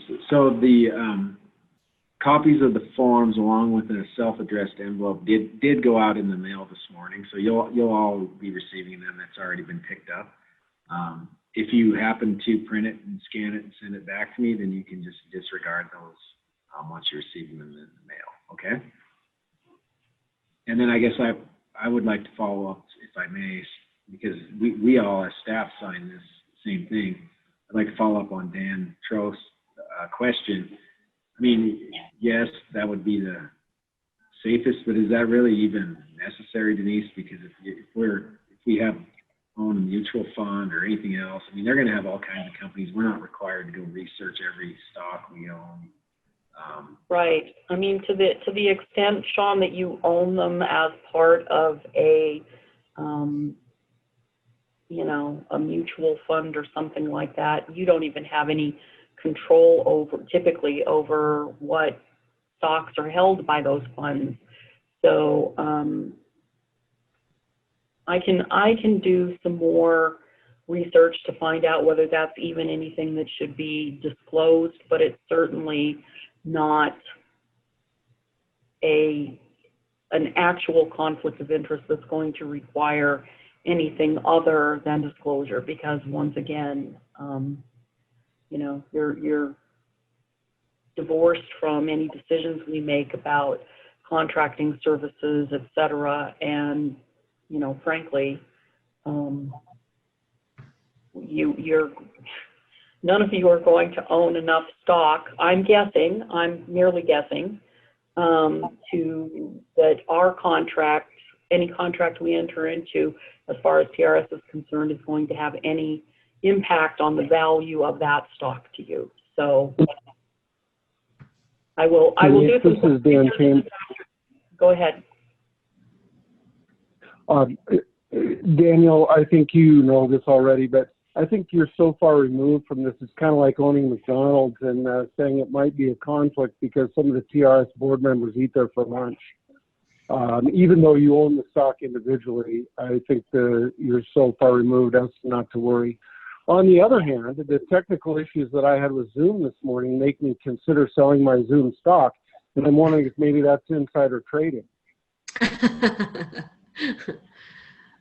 Well, the problems you're having with Zoom is not insider information, correct? That's information anybody could have access to. It's public information. So I would say no, you're good there.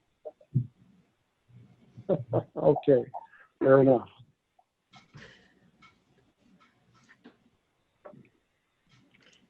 All right. Are we good with respect to the conflict of interest disclosure form? Yes, I think so, Denise. Okay, so the next item is the annual board member per diem election form. You'll note this year that it has a somewhat different look. We put it on the regular TRS logo.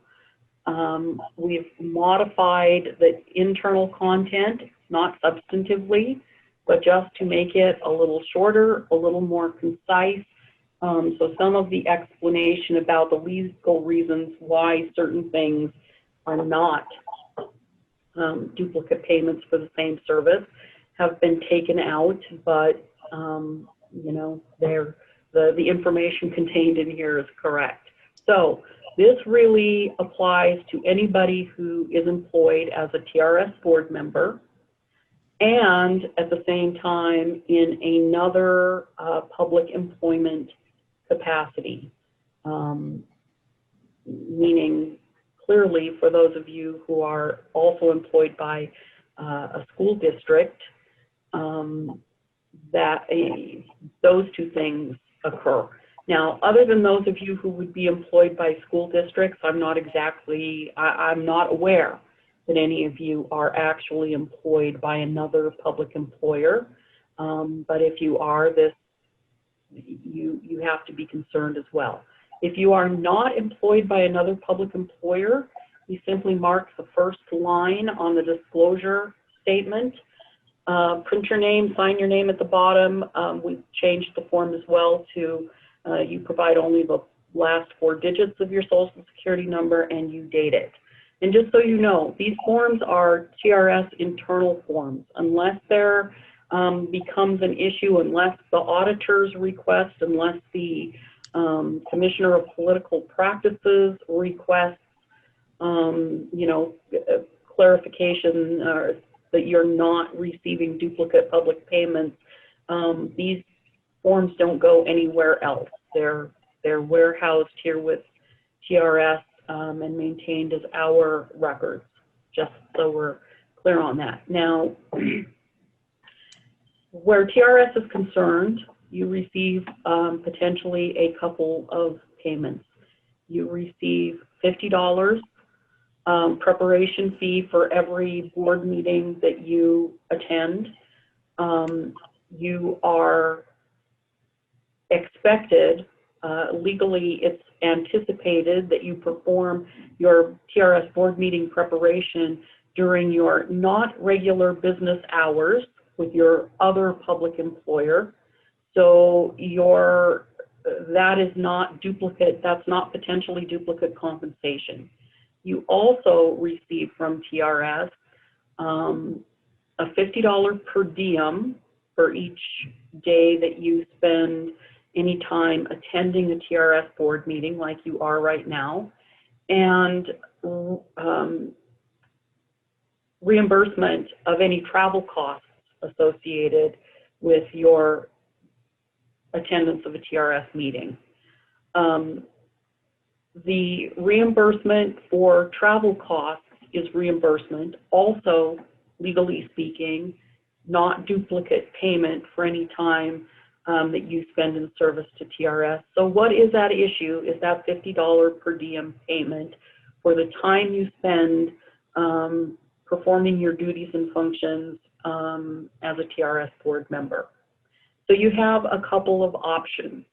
You can either receive your regular salary and not receive the TRS per diem for the hours spent in service to TRS.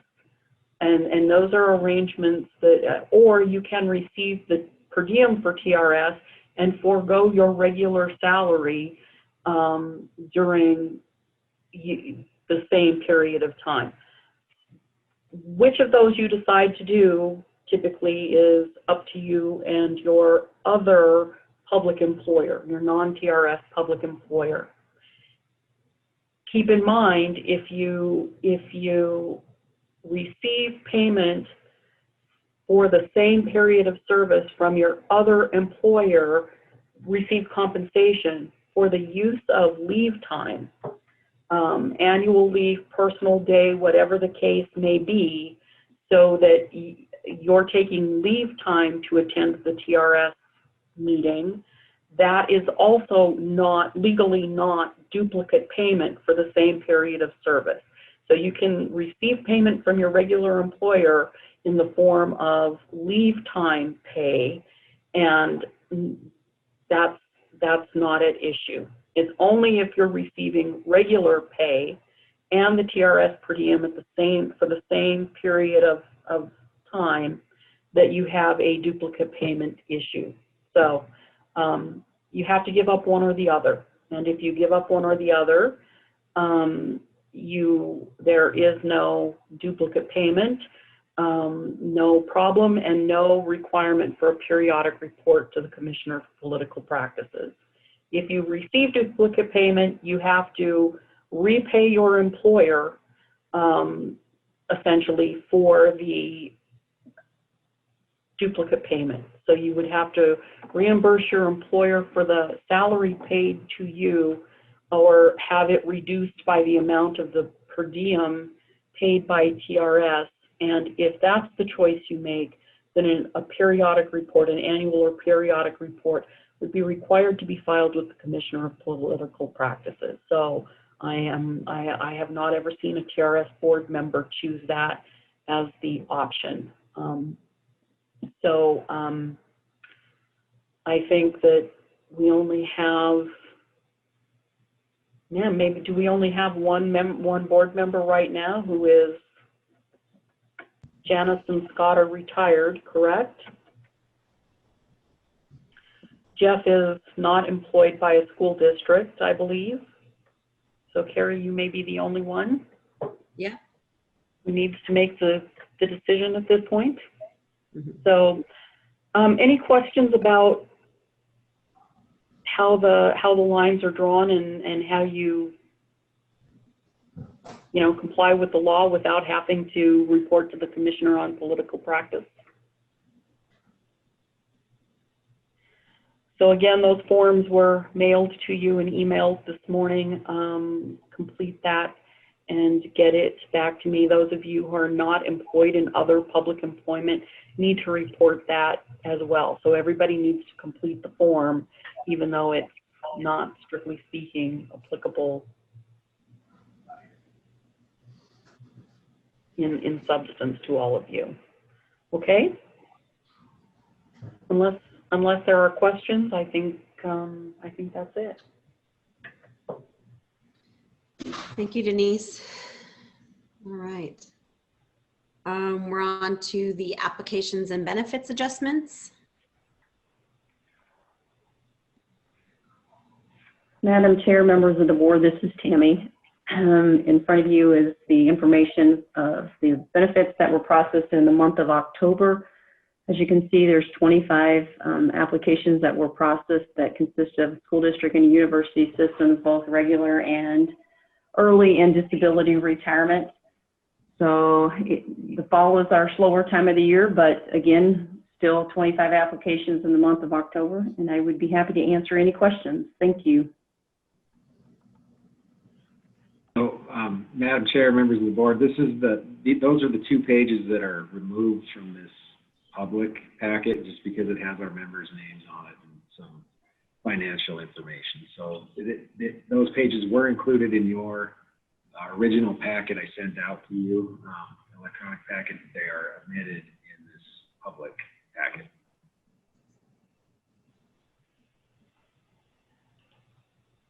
Okay. And then we're on to legal counsel's report. Denise, did you have anything else for us today? Just one quick update. You're all up to date on the same matter. The only other contested case matter we have outstanding is the Zabrocki matter. The last board meeting, it was reported that the required mediation didn't result in an agreement on the issue. So the appeal with the Supreme Court is moving forward this coming Tuesday. So Mr. Zabrocki has filed his initial brief. I have filed our answer brief this coming Tuesday. Mr. Zabrocki's reply brief is due. That is the end of the briefing. Then unless the Supreme Court orders oral arguments in the matter, and I would be surprised if they do, it will simply be pending before the Supreme Court, and we will receive their written decision when we receive their written decision. Again, I wouldn't expect that it would take too terribly long. I don't know where they're running right now as far as timing of getting opinions out, but I don't expect that it would be, certainly less than a year, probably less than 6 months. And that's it. Thanks, Denise. I guess that's good news. So we're on to closing our meeting for disability applications. If we could do that, John. Madam Chair, Yes. we do not have any disability applications to review today. Oh, okay. All right. Then we don't have to close the meeting. We will open it back up. And it is an opportunity right now just for public comment at the end of the meeting. Does anyone have anything they would like to say?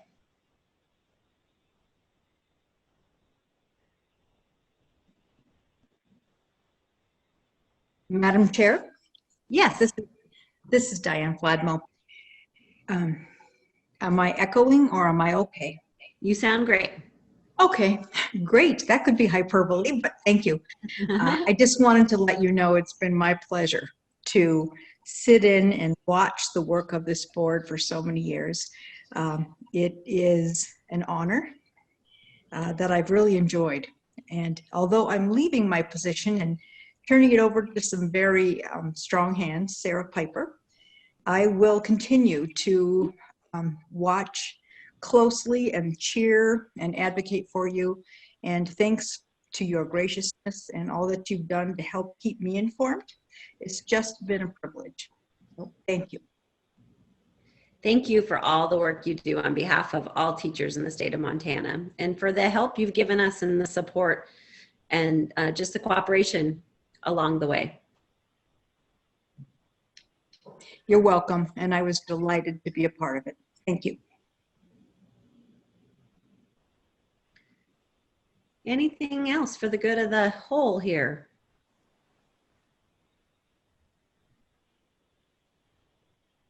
So, Madam Chair, if I could just ask the board a quick question.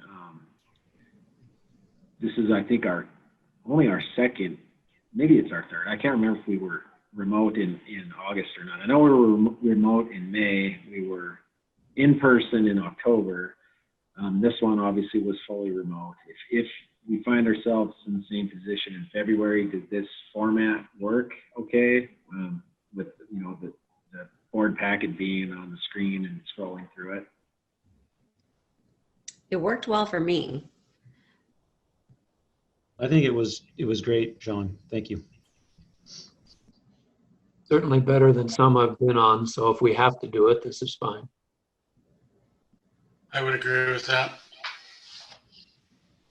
Okay, perfect. Thank you. Yeah, it's as good as it's going to get, I believe, at this point. Sorry, Janice. This is Dan. Sorry to interrupt. I obviously had some struggles this morning. I found out about 10 minutes ago that it was Spectrum having an issue with my internet service. So the whole time I've been watching this on the screen without audio, but fortunately I have audio through my phone. So it's been a little complicated today, but normally okay. Thanks for being patient, you bet. All right, well, if there's nothing else for the good of the order, I just need a motion to adjourn. So moved. Second by Janice. All right, guys. Thanks for a great day. We'll hopefully see each other in February. Happy holidays. Happy Yep, holidays. happy holidays. Good to see you. Stay safe and healthy.